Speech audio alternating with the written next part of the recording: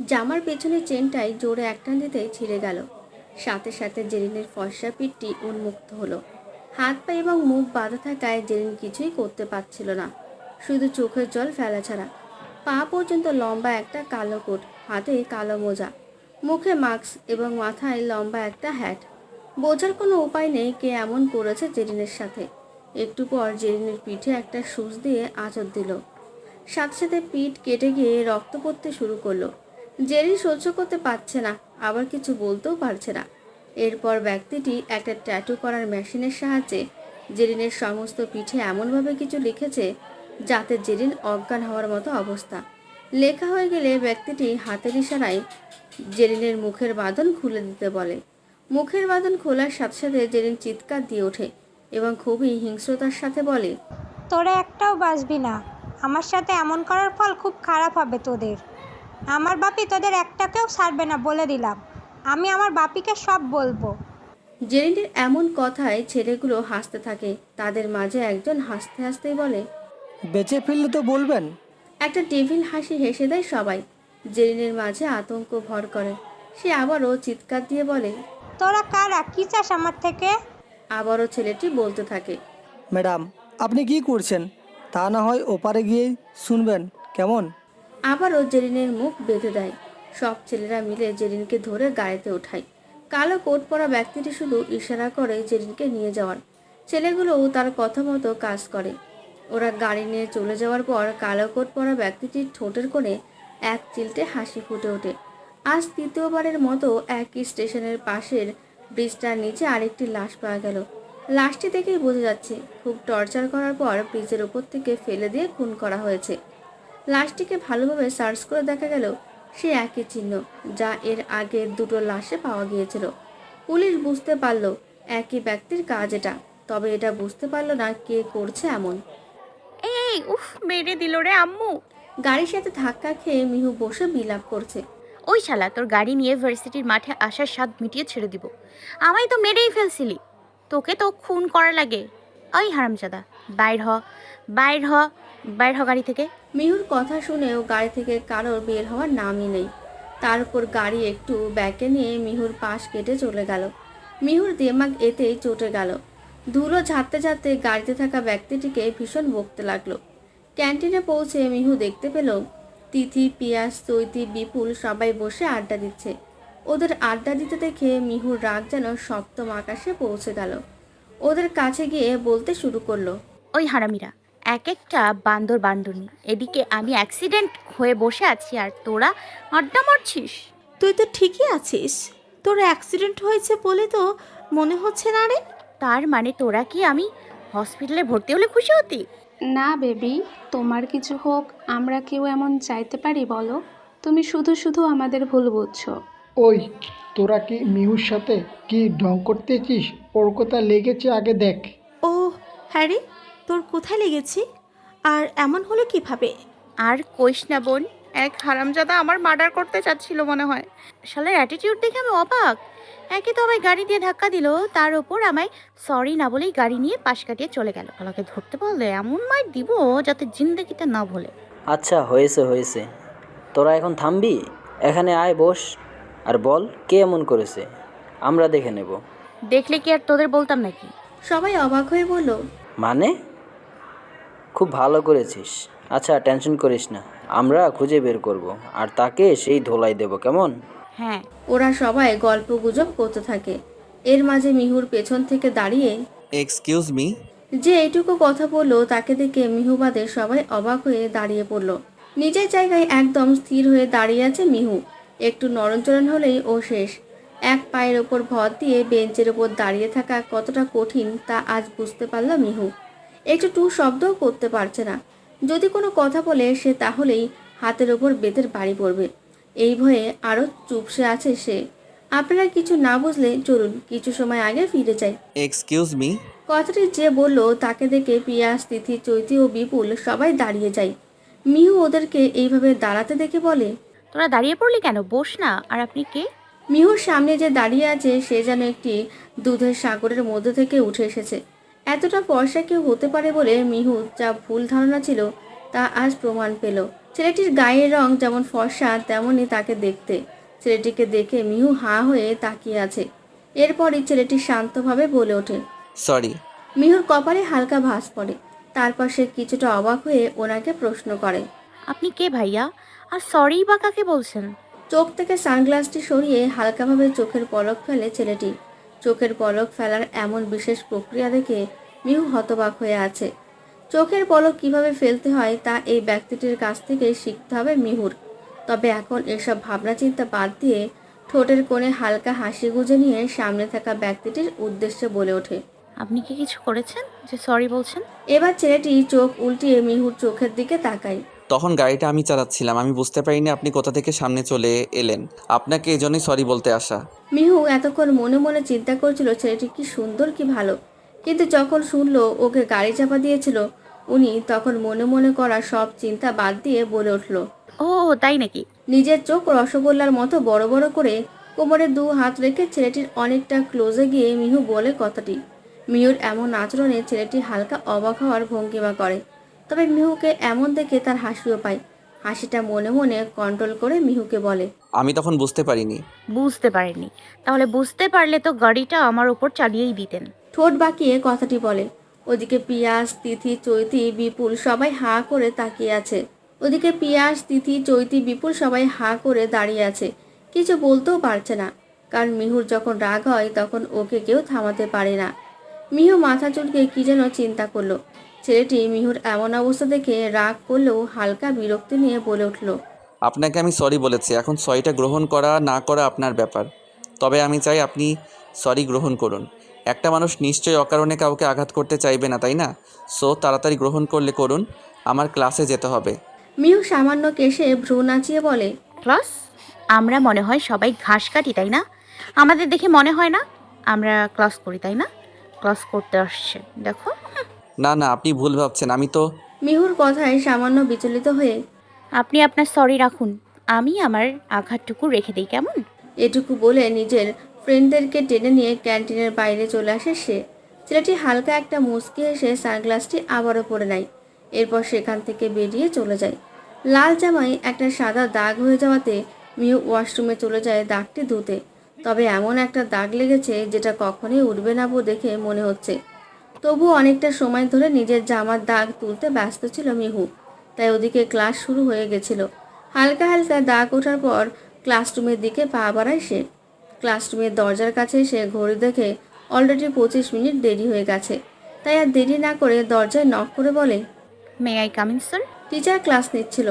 তবে এমন কথায় ক্লাস থামিয়ে ঘুরে তাকায়, কারণ এত লেট করে কে আসবে এই সময়।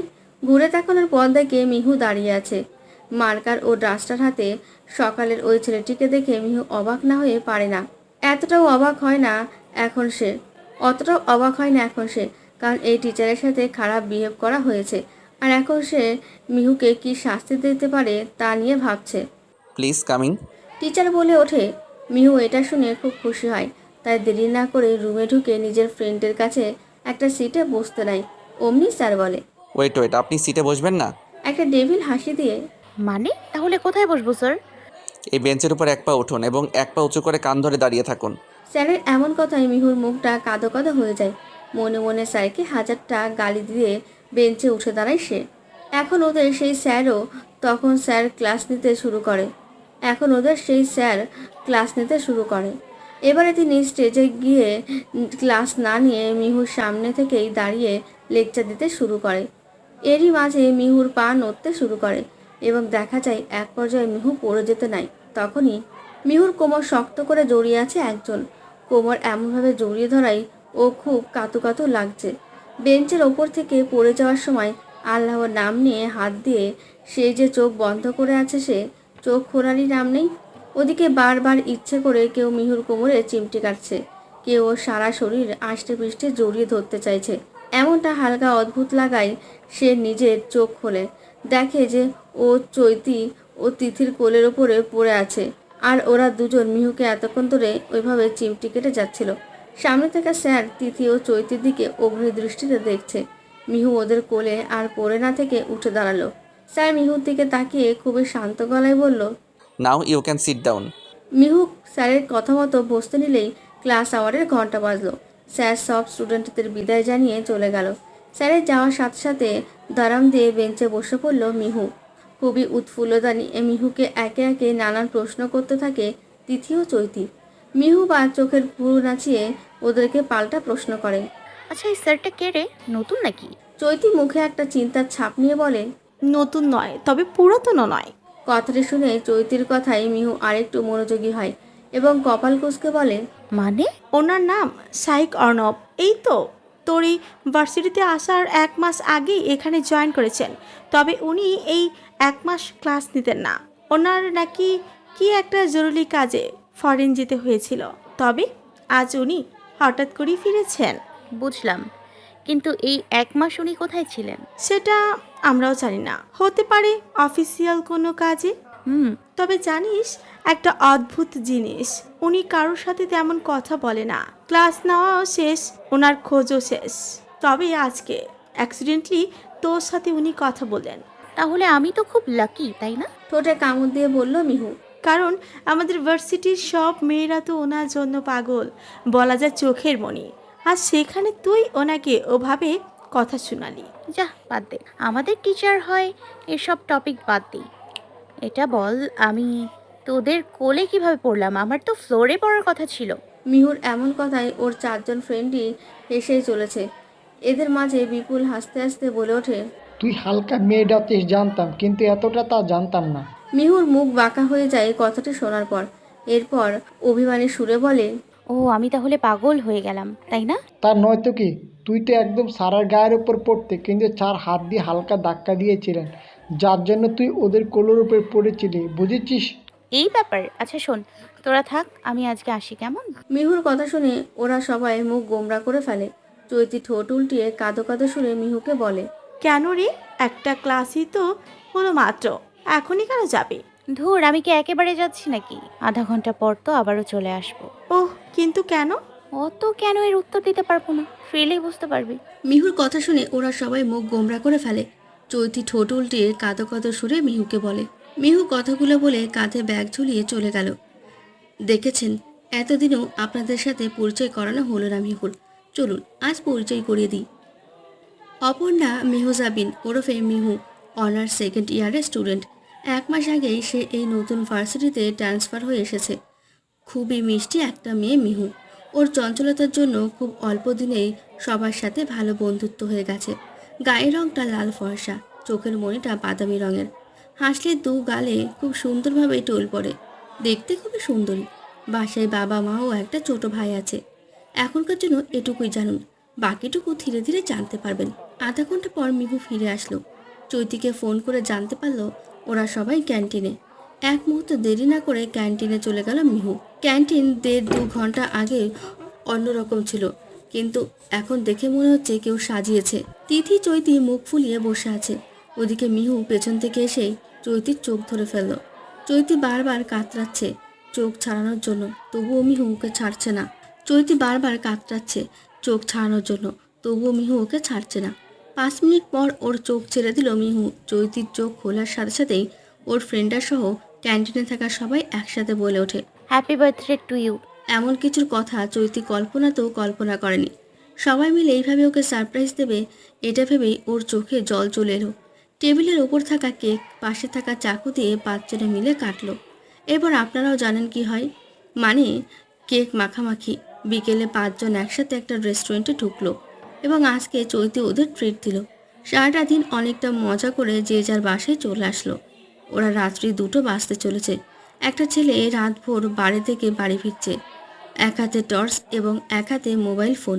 রিক্সাওয়ালা এত রাতে গলির ভেতর ঢুকতে পারবে না বলেছিল, তাই মেন রোডের পাশে ছেলেটিকে নামিয়ে দেয়। এখন গলিটা শুনশান হবারই কথা।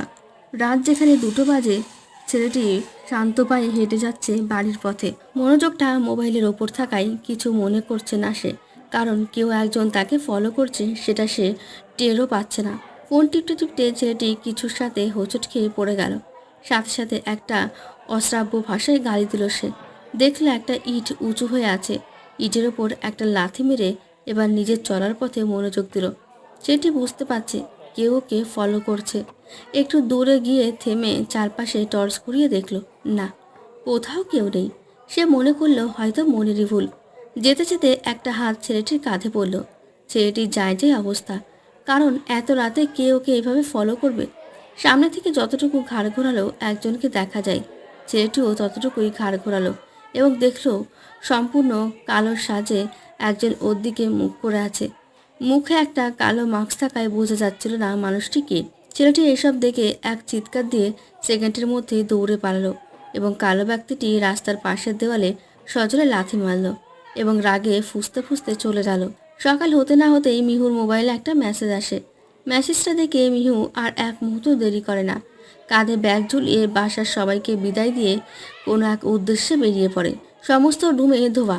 মিহু ও বিপুল কাঁচতে কাঁচতে রুমে ঢোকে। রুমে সিগারেটের ধোঁয়ার পরিমাণ এতই বেশি যে কিছু দেখা পাওয়া মুশকিল। লাইট জ্বালিয়ে দিলে মিহু দেখতে পেল খাটের ওপর চিত হয়ে পড়ে আছে একজন। ওরা দুজনে তাড়াহুড়ো করে তাকে উল্টো দিকে ফেরায়। মিহু ও বিপুল দুজনেই অবাক হয়ে যায় পিয়াসের এমন অবস্থা দেখে। পিয়াসের ঠোঁটের এক কোণায় হালকা রক্ত জমে আছে আর চোখের নিচের কালো দাগটা আরও স্পষ্ট হয়ে উঠছে। দেখে বোঝা যাচ্ছে সাধারণত ঘুমায়নি। একা বাসায় থাকায় কেয়ার করার মতো কেউ নেই, শুধু একটা বউ আছে যে রান্না করে দিয়ে যায়। মিহু ও বিপুল মিলে পিয়াসকে ধরে গাড়িতে করে হসপিটালে নিয়ে গেল। হাসপাতালে বেডে শুয়ে আছে পিয়াস, পাশে দাঁড়িয়ে আছে মিহু ও বাকি সবাই। যখন পিয়াসের হালকা জ্ঞান ফিরল তখন চোখ বন্ধ অবস্থায় বিড়বিড় করে বলছিল, খবরদার না, আমাকে কিচ্ছু করো না প্লিজ। পিয়াসের এমন কথা শুনে মিহু ওর মাথায় হাত বুলিয়ে দিতে দিতে শান্ত সুরে বলল, পিয়াস, তুই কি ঠিক আছিস? কে তোকে কি করবে পিয়াস? পিয়াসের কানে মিহুর কথাগুলো পৌঁছতেই ধর্মর করে উঠে বসলো সে। ওর এমন হঠাৎ উঠে বসায় বাকিরা হালকা অবাক হলো। ওরা সবাই একটাই প্রশ্ন জিজ্ঞেস করতে থাকলো। এমন প্রশ্নে পিয়াস অনেকটা ঘাবড়ে গেল। বেডের পাশে থাকা স্যালাইনটি ছুঁড়ে দিল ফ্লোরে। বিপুল উঠে যতই শান্ত করার চেষ্টা করছে ও ততই রেগে যাচ্ছে। এক পর্যায়ে ডাক্তার এসে পিয়াসকে একটা ঘুমের ইঞ্জেকশন দিয়ে দিল। কিছুক্ষণের মধ্যেই পিয়াস ঘুমিয়ে পড়ল। পিয়াসের এমন কাণ্ডে মিহু ও বাকিরা অনেকটা ভয় পেয়ে গেছিল। চৈতি কান্না করছে, কারণ পিয়াস ও চৈতির মাঝে বন্ধুত্বের চেয়েও বেশি কিছু আছে। মিহু চৈতিকে সান্ত্বনা দিচ্ছে। বিকালের দিকে ওরা পিয়াসকে বাসায় নিয়ে যায়। পিয়াস খুব একটা কথা বলে না ওদের সাথে। এই ব্যাপার নিয়ে ওরা সবাই টেনশনে আছে, কারণ এই একদিনের মাথায় এমন কি হলো যে পিয়াসের অবস্থা এমন পর্যায়ে পৌঁছে গেল। পিয়াস বরাবরই পলিটিক্স নিয়ে থাকতে পছন্দ করে। ভার্সিটিতে পলিটিক্সে ওর বেশ নাম ডাক আছে। নিজের ফ্রেন্ডসদের ও সবসময় ঝামেলা থেকে বের করত, আবার নিজেও ঝামেলায় পৌঁছায়। সন্ধ্যার দিকে মিহু, চৈতি, তিথি ও বিপুল পিয়াসের কাছ থেকে বিদায় নিয়ে চলে আসে। রাত 8টা। একটা সুবিশাল বাংলো বাড়ির সামনে বিশাল ডাইনিং টেবিলে বিভিন্ন রকম খাবার সাজানো রয়েছে। যিনি খাবারগুলো খাবেন তার জন্য ডাইনিং এরিয়ার পাশেই রয়েছে 4 জন সার্ভেন্ট। কিছুক্ষণ পর সিঁড়ি বেয়ে একজন নেমে এলো। তার আসার সাথে সাথে সব সার্ভেন্ট একে একে নিজের কাজ শুরু করতে লাগলো। কেউ খাবার এগিয়ে দেওয়া, কেউ গ্লাস এগিয়ে দেওয়া, কেউ মুখ মুছে দেওয়া, আবার কেউ হাত ধুয়ে দেওয়া। এত সুখ খুব ভাগ্য করে পায় মানুষ। এত সুখ থাকার পরও এই মানুষটির প্রতি রাতে নিজের অন্তরালে চোখের জল ফেলে। কিছু কষ্ট বুকে নিয়ে বেঁচে থাকা কঠিন, তবুও মানুষটি আজও বেঁচে আছে। কোনো কিছুর প্রতীক্ষায়, কোনো কিছুর জেদে, হয়তো নয়তো কারোর থেকে কিছু ছিনিয়ে নিতে। নিজের স্কুটি নিয়ে ভার্সিটির উদ্দেশ্যে রওনা দেয় মিহু। মিহুর স্কুটিটা পিঙ্ক কালারের এবং সে তার এই স্কুটিটা প্রচণ্ড ভালোবাসে। স্কুটিতে কেউ হালকা নাক দিলেই মিহু রেগে যায়। তাহলে যদি সেটার সামনে লিচ দিয়ে কেউ ভেঙে দেয়, তার কি অবস্থা হতে পারে বলে আপনাদের মনে হয়? স্কুটি চালাচ্ছে আর গুনগুন করে গান গাইছে। যেতে যেতে পথে হলো দেরি, তাই তো পারিনি, যেতে পারিনি। এর মাঝে একটা বয়স্ক লোককে দেখে মিহুর চোখ আটকে যায় সেখানে। এতে সামনে কি আছে তা খেয়াল না করেই গাড়ি চালাতে থাকে। ওদিকে একজন নিজের গাড়ির সাথে ধাক্কা দিয়ে মিহুকে ধাক্কাটা আসতে লাগায় নিজের সামনে নেয় মিহু। তবে ওর ফেভারিট স্কুটির সামনে লাইটের কাজ ফেটে গুঁড়ো গুঁড়ো হয়ে যায়। তা দেখে মিহু নিজের স্কুটি থেকে নেমে কান্না শুরু করে দেয়। এরপর নিজের ব্যাগ থেকে পানি ভর্তি বোতলটা বের করে দাঁড়িয়ে দেয় এবং গিয়ে দেয় গাড়ির সামনের কাচের ওপর এক বাড়ি, যার ফলে গাড়ির সামনের কাচটা না ভাঙলেও অনেকটা ফেটে যায়। গাড়িতে থাকা লোকটি মিহুর এমন ব্যবহারে রেগে বেরিয়ে আসে। মিহু একটা কালো 3 পিস পরেছে, চুলগুলো বিনুনি করা, কাঁধে ব্যাগ ঝুলানো। মিহুকে দেখতে যতটা সাদাসিধে মনে হবে ও ততটাই চালাক। যাই হোক, এখন আসল কথায় আসি। লোকটি গাড়ি থেকে বেরিয়ে বলল, এই মেয়ে, তুমি আমার গাড়ির কাজ ভাঙলে কেন? আপনি আমার স্কুটির সামনে লাইট কেন ভাঙলেন আগে সেটা বলুন। হাউ চিপ, তোমার গাড়ির লিড আমি ভাঙবো কেন? ওটা তো আমার গাড়ি থেকে লেগে ভেঙেছে, আমি তো ভাঙিনি। মিহু কিছুক্ষণ মাথায় হাত দিয়ে ভেবে উত্তর দিল, ও তাই নাকি? আমিও তো আপনার গাড়ির কাজ ভাঙিনি, আমার এই বোতলটা পড়ে ভেঙে গেছে। ওই মেয়ে, মুখে মুখে তর্ক করা তো ভালোই শিখেছো দেখছি। বাবা মা কি শিক্ষা দেয়নি? এরপরই ছেলেটির গালে ঠাস করে একটা থাপ্পড় পড়ে। আসলে কি মিহু ওর বাবা মাকে প্রচুর ভালোবাসে? বাবা মা সম্বন্ধে কেউ কিছু বললে মিহুর মাথা গরম হয়ে যায়। তবে আজ পর্যন্ত মিহুর বাড়ির আশেপাশের লোকজন জানে মিহু ওর বাবা মাকে নিয়ে ততটা আধিক্ষেতা করে না, যতটা ভালোবাসা মানুষের কাছে বলে বেড়ায়। থাপ্পড়টা গালে পড়তে ছেলেটি আর এক মুহূর্ত দেরি করে না। ভরা পাবলিকে একটা মেয়ের সাথে থাপ্পড় না খাওয়ার চেয়ে গাড়ি নিয়ে চলে যাওয়াটাই শ্রেয় মনে করে ছেলেটি চলে যাওয়ার পর মিহু রাগে ফুঁসতে ফুঁসতে স্কুটি নিয়ে ভার্সিটিতে চলে আসে। ভার্সিটি পৌঁছে তিথির কাছে জানতে পারে পিয়াস কিছুদিন ভার্সিটিতে আসবে না। মিহু ওই বিষয়ে আর কিছু একটা জোর করেনি, কারণ সে জানে পিয়াসের শরীর ঠিক হলে এমনি আসবে। কিছুক্ষণ পর একজন পিয়ন এসে পিহুকে জানায় অর্ণব তাকে ডেকে পাঠিয়েছে। মিহু জানায় তিথি সাথে আসলে হবে নাকি। পিয়ন বলে মিহুকে একাই দেখেছেন। তিথিও কিছুটা অবাক হয় যে স্যার কারোর সাথে কথাই বলে না ঠিক মতো, আর সে মিহুকে একা ডেকে পাঠিয়েছে। অদ্ভুত। তিথিকে ক্যান্টিনে বসিয়ে পিয়নের সাথে চলে যায় অর্ণবের রুমে। সেখানে মিহুকে পৌঁছে দিয়ে পিয়ন চলে যায়। মিহুর সরু দৃষ্টি সামনে বসে থাকা অর্ণবের ওপর। অর্ণব ও মিহুর দিকে তীক্ষ্ণ দৃষ্টিতে তাকিয়ে আছে। আস্তে আস্তে অর্ণব চেয়ার থেকে উঠে দাঁড়ায়। পেন স্ট্যান্ড থেকে একটা পেন্সিল তুলে নিয়ে মিহুর দিকে এগোতে থাকে তিনি। মিহুর কপাল কুঁচকে যায়। মিহুকে এভাবে দেখে অর্ণবের ঠোঁটের কোণে হালকা হাসি ভেসে ওঠে। মিহু পেছাতে পেছাতে দেওয়ালের সাথে ঠেকে যায় এবং অর্ণব এতক্ষণে মিহুর আরও কাছে চলে আসে। হাতে থাকা পেন্সিলের মাথা দিয়ে মিহুর গালে স্লাইড করে অর্ণব। এতে মিহু খানিকটা ভয় পেয়ে যায়। একটু ভারী কণ্ঠে বলে, কি করছেন এসব স্যার? মিহুর এই অবস্থা দেখে অর্ণব হো হো করে হেসে দেয়। অর্ণবকে দেখে মিহুর মনে হচ্ছে সে কোনো জোকস বলছে, তাই কপাল কুঁচকে আবারও জিজ্ঞেস করে, আপনি হাসছেন কেন স্যার? আমি কি এমন বললাম, আর আমাকে এভাবেই বা ডাকার কারণ কি? অর্ণব নিজের হাসি থামানোর চেষ্টা করে শার্টের হাঁটা কোণে পর্যন্ত গোছাতে গোছাতে বলে, তোমার নাম তো মেহেজাবিন, তাই না? সন্দেহের দৃষ্টিতে অর্ণবের দিকে তাকিয়ে বলে, হ্যাঁ, কিন্তু কেন স্যার? এবারের বসন্ত উৎসবে প্রিন্সিপাল সব অ্যারেঞ্জমেন্ট করার দায়িত্ব আমার উপর দিয়েছেন। সাজানো সম্বন্ধে আমার তেমন কোনো ধারণা নেই, আর আমি খোঁজ নিয়ে জানতে পারলাম আর্ট, কোনো কিছু সাজানো, এসব কিছু সম্পর্কে তুমি অনেকটা ভালো জানো। তাই এখন এসব সাজানো গোছানোর সব কিছুর ব্যাপারে তুমি আমায় হেল্প করবা। কিন্তু স্যার, এসব করার জন্য তো সিনিয়ররাও রয়েছে, তাহলে আমি কেন? প্রিন্সিপাল স্যার বলে দিয়েছেন হেল্প নিলে অনলি জুনিয়রদের হেল্পই নিতে হবে। স্যার, এসব করতে তো সারাদিন ইউনিভার্সিটিতে থাকতে হবে, তাহলে? সো হোয়াট, তুমি কি বাড়িতে নিজের হাজব্যান্ড আর বাচ্চা কাচ্চা রেখে আসছো? এমন কথা শুনে মিহুর ভ্রু কুঁচকে যায় এবং বিড়বিড় করে বলে, এ নাকি কথা বলতে জানে না, ঝামেলায় ফেলে দিয়ে চ্যাটাং চ্যাটাং কথা বলছে। কথাগুলো অর্ণবের কান অবধি পৌঁছানো না। কিছু বললে? না স্যার, কি বলবো, বৈধ রাস্তা। কবে থেকে এসব কিছুর প্রস্তুতি নিতে হবে? সেটা পরে বলবো, এখন তুমি যেতে পারো। মিহু মনে মনে ভাবছে নিজে সেদে সেদে ডেকে নিয়ে এখন কেমন দূর দূর করে তাড়িয়ে দিচ্ছে। কি হলো, দাঁড়িয়ে আসো যে, যাও। মনে মনে হাজারটা গালাগাল দিতে গিয়ে মিহু বেরিয়ে চলে আসে। তিথির সাথে বিকেলে হালকা শপিং করতে বেরিয়েছে মিহু। আসলে বসন্ত উৎসবের জন্য শপিং করতে বের হওয়া। তিথি নিজের জন্য কুর্তি ও টপস চয়েস করেছিল। ও পাশে মিহু ওকে ভালো মন্দের জাজমেন্ট দিচ্ছিল। কিছু একটা কারণে মিহু পাশে তাকাতেই খেয়াল করে একটা মেয়ে ওর দিকে একভাবে তাকিয়ে আছে। মিহু কিছু না ভেবেই চোখ সরিয়ে নেয়। অন্যদিকে মেয়েটি এতদিন পর চিরচেনা ওই মুখটি দেখে থ মেরে যায়। মেয়েটির মুখ থেকে একটা অস্পষ্ট শব্দ বেরিয়ে আসে, অর্নি। মিহু ও তিথির কাজ হয়ে গেলে ওখান থেকে অন্যদিকে হাঁটা দেয়। অচেনা মেয়েটি মিহু যাওয়ার পথের দিকে ছুটতে থাকে। মিহু নিজেও টের পায় ওকে কখন থেকে মেয়েটি ফলো করছে, তবুও কিছু বলে না। এভাবে থাকার পর একটা সময় গিয়ে মেয়েটি মিহুর সামনে এসে দাঁড়ায়। মিহুর চোখের দিকে তাকায় মেয়েটাও। এরপর ভ্রুকুচকে মিহুকে হালকা ছুঁয়ে দিয়ে হাসি মুখে বলে, অর্নি, তুই এখানে? তিথি ও মিহু মেয়েটির কথা শুনে একে অপরের দিকে তাকায়। এরপর একটু হাসার চেষ্টা করে তিথি বলে ওঠে, এক্সকিউজ মি, অর্নিকে? তিথির কথায় মেয়েটি প্রচুর অবাক হয়, কারণ মিহুর চেহারাটা এমন একটি চেহারা যা ভোলার মতো নয়। মেয়েটি আবারও মিহুকে প্রশ্ন করে।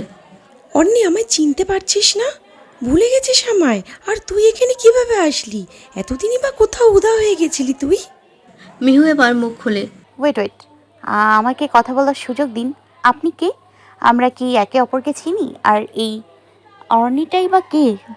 তোর কি কিছুই মনে নেই? আপনাকে চিনলে তো মনে থাকবে। আপনি কে? আমি এটুকু বলে থামে মেয়েটি। মনে মনে ভাবে সে। যদি এটা অর্নি না হয় তাহলে কে? না, এ যদি অর্নি না হয় তাহলে আর কিছু বলা যাবে না, কিন্তু এর উপর নজর রাখতে হবে। আসলে আই এম সরি, হয়তো আমি আপনাকে আমার খুব চেনা কারোর সাথে গুলিয়ে ফেলেছি। I am really very sorry. No no no, it's okay. এমনটা হতেই পারে, এতে সরি বলার কিছু নেই। ওকে, তাহলে আমি আসি। বলে একটা হাসি দিয়ে সেই অচেনা মেয়েটি হেঁটে ওখান থেকে চলে আসে। মিহু মেয়েটি যাওয়ার দিকে কপাল কুঁচকে তীক্ষ্ণ দৃষ্টিতে একবারের জন্য ফিরে তাকায়। এরপর তিথির হাত ধরে চলে যায়। সন্ধ্যার দিকে বাসায় ফিরে মিহু ফ্রেশ হয়ে রুমের ব্যালকনিতে এসে দাঁড়ায় সে। একটা দীর্ঘশ্বাস ছেড়ে সে। প্রাকৃতিক হাওয়া ওর কাছে খুবই ভারী ভারী লাগছে। হাওয়া একটু হালকা হলে ভালো হতো। কিছু একটা গভীর চিন্তার ছাপ নিয়ে চোখে মুখে ঝেঁকে বসেছে। এসব ভাবছিল ঠিক তখনই কেউ ওর দরজায় নক করে। ব্যালকনি থেকে বেরিয়ে রুমে গিয়ে দরজাটা খুলে দিল। দেখলো ওর মা হাতে খাবারের ট্রে নিয়ে দাঁড়িয়ে আছে। ওর মাকে সাপ বলে দিলেও ভালো লাগছে না, যখন ইচ্ছে হবে নিজেই খেয়ে নেবে। এরপর দরজাটা ওনার মুখের উপরেই লাগিয়ে দিল। বিছানায় একটা পুরনো ডায়েরি নিয়ে বসে। এরপর কিছু একটা লিখে আবারও ডায়েরির জায়গায় রেখে দেয়। রুমের লাইট অফ করে দিয়ে শুয়ে পড়ে। মিহুর রুমের লাইট অফ করা দেখে ওর মা খাবারের ট্রে ফেরত নিয়ে যায় এবং নিজে গিয়ে খেয়ে নেয়। ঘড়ির কাঁটায় রাত 2টো ছুঁই ছুঁই। আজ আবারও সেই এক জায়গায় একটা মেয়েকে চেয়ারের বাঁধা অবস্থায় বসানো। তার পাশে একটি ছেলেরা আছে এবং মেয়েটির সামনে সেই কালো কোট পরা ব্যক্তিটি। তবে আজ আর মুখে মাস্ক নেই। চেয়ারে বসে থাকা মেয়েটি কালো কোট পরা মানুষটির চোখে ভয়ার্ত দৃষ্টিতে তাকিয়ে আছে। ওই মানুষটার চোখ দেখে মেয়েটির গলা শুকিয়ে আসছে। টেবিলের উপর থাকা ট্যাটু মেশিনটি হাতে নিয়ে মেয়েটির পিঠে সেই একই চিহ্ন আঁকতে লাগলো। এতে করে মেয়েটি চিৎকার করে পুরো রুমটা ভেরিয়ে তুলছিল। মেয়েটি ওই মানুষটিকে কান্নামাখা সুরে জিজ্ঞেস করলো। আমার সাথে কেন এমন করছিস? আমি তোর কি ক্ষতি করেছি? সে কোনো উত্তর দিল না, সে তো নিজের কাজে ব্যস্ত। মেয়েটি চিৎকার করে বলে উঠল। আমাকে প্লিজ মারিস না অন্নি, প্লিজ, তোর কাছে হাত জোর করে অনুরোধ করছি, আমায় মারিস না। পাশ থেকে একটা ছেলে ডেভিল হাসি দিয়ে বলে উঠল। আপনাকে ছেড়েও তো দেওয়া যায় না, তাই না? মেয়েটি কাতরাচ্ছে, তবুও সেই কান্না ভরা আওয়াজ অন্নির কান পর্যন্ত পৌঁছালো না। এই অন্নিটাকে সেটা না হয় পরে জানবেন কেমন। একটা ঘুমের ইঞ্জেকশন মেয়েটির শরীরে পুশ করে দেওয়া হয় যাতে মেয়েটি ঘুমিয়ে পড়ে। এরপর মাথার পেছনের অংশে একটা ভারী বস্তু দিয়ে আঘাত করা হয়। এমনভাবে আঘাত করা হয় যেটা করলে মেয়েটি মারা যাবে না, তবে সব কিছু ভুলে যাবে। এরপর অর্নি নামে সেই কালো কোট পরা মানুষটি হাতে থাকা ছেলেদের বলে মেয়েটিকে হসপিটালে নিয়ে আসতে। ছেলেগুলো অর্নির কথা মতো মেয়েটিকে তাড়াতাড়ি নিয়ে যায়। সবাই চলে গেলে শরীরে পুড়িয়ে রাখা লম্বা কোটখানা খুলে পাশে তাকানো চেয়ার উপর ছুঁড়ে মারে। মাথার কালো টুপিটা খুলে লম্বা সিল্কি চুলগুলো পিঠ অব্দি ছড়িয়ে দেয় এবং চোখের কোণায় জমে থাকা এক ফোঁটা জল বা হাতের অনামিকা দিয়ে মুছে নেয়। চেহারায় একটা প্রশান্তি ও কষ্টে উভয় ছাপ নিয়ে ওখান থেকে বেরিয়ে আসে সে। সকালে উঠে মোবাইলের রিংটংয়ের আওয়াজে মিহুর মেজাজ চরম উঠে যায়। রেগে গিয়ে মোবাইলটা এক আছাড় মারে। দেওয়ালের সাথে লেগে একদম ভেঙে যায় ফোনটা। এরপর বালিশে আবারও মুখ গুজে দেয় মিহু। কিছুক্ষণ পর দরজায় প্রচণ্ড কড়ার নাড়ার আওয়াজ পায় সে। এক লাফে বিছানায় উঠে বসে রাগের সমস্ত বালিশ মেঝেতে ফেলে দেয়। এরপর একটা ছোট্ট বালিশ সাথে নিয়ে দরজার কাছে যায় সে। দরজাটা খুলতেই ওপাশ থাকা ব্যক্তিটি মুখের ওপর বালিশটি ছুঁড়ে মারে মিহু। মুখের বালিশটি সরিয়ে তিথি অগ্নিদৃষ্টি নিক্ষেপ করলো মিহুর দিকে। বালিশটি দিয়ে মিহুর গায়ে আচ্ছা মতো মারা শুরু করলো সে। যদিও মারগুলো লাগছে না, তাও তিথি এমন করছে কারণ বালিশটি সোজা ওর নাকে লাগাই অনেকটা ব্যথা পেয়েছে আর বারবার শুধু হাঁচি হচ্ছে। মিহু এবার তিথির হাত থেকে বালিশটা কেড়ে নিয়ে রাগী গলায় বলে। হ্যাঁ রে, সাত সকালে কি পেয়েছিস? হ্যাঁ, আমায় ঘুমোতে দিবি না নাকি? সাত সকাল তাই না? ঘড়িতে দেখ কয়টা বাজে। মিহু ঘড়ির দিকে তাকিয়ে দেখে 9টা বাজে। ক্লাস 11টাই আজকে, তাই খুব আরাম করে ঘুমাচ্ছিল সে। আর তিথি এসে ওর ঘুমের 12টা বাজিয়ে দিল। রাগে জলজল করতে থাকা চোখে তিথির দিকে তাকিয়ে বলে, তোর কি চোখ কানা হয়ে গেছে? বাজে সকাল 9টা আর তুই এসছিস আমায় জাগাতে? ও তাই না? আচ্ছা তোর ফোন চেক কর তো। ফোন চেক করে কি হবে? হ্যাঁ, কি আবার হবে? অর্ণব স্যার কল দিয়েছিল, ধরিসনি কেন? কোমরে হাত রেখে বলল। মিহুর চোখ ছানা ভরা হয়ে গেল। হ্যাঁ, এ নয় হ্যাঁ, তোর ফোন চেক কর। তিথির কথা শুনে মিহু তার ফোন চেক করতে যাবে, কিন্তু ফোন খুঁজে পায় না। ওদিকে তিথি দেখলো মেঝেতে মিহুর ফোন ভেঙে গুঁড়ো গুঁড়ো হয়ে আছে। মিহুর মাথায় পেছন থেকে হালকা একটা বাড়ি মেরে তিথি বলে, ওই হারামি, এখানে নিজের ফোন ভেঙে আবার কোথায় খুঁজছিস? ও আল্লাহ, মোবাইল ভাঙলো কিভাবে? বলে বাচ্চাদের মতো করে কান্না শুরু করে দিল। হয়েছে হয়েছে, এত ন্যাকামি করতে হবে না। নিজেই ভেঙে এখন নিজেই কান্না করছে, আজব মাইরি। তুই বেশি কথা বলিস না। বলেই একটা ভেঙচি কেটে দেয় মিহু। আচ্ছা শোন, বসন্তের ইভেন্টটার সমস্ত আয়োজন শেষ না হওয়া পর্যন্ত স্যার তোকে সহ আমাদের 4 জনকে সকাল সকাল ভার্সিটিতে পৌঁছাতে বলেছে। কেন কেন? এত সকাল সকাল কি করতে যাবো রে? ইটিস পিটিস নাকি? একটা দুষ্টু হেসে ভ্রু নাচিয়ে বলে, আরে ধুর, এসব দায়িত্ব পালন তো করতেই হবে। তারপরও স্যারের কড়া নির্দেশ, আমাদের একটা ক্লাসও মিস করা যাবে না। তাই সকাল সকাল সব কাজ শেষ করে ক্লাস অ্যাটেন্ড করতে হবে সকলকে। ও বুঝলাম। কিছু বুঝিসনি?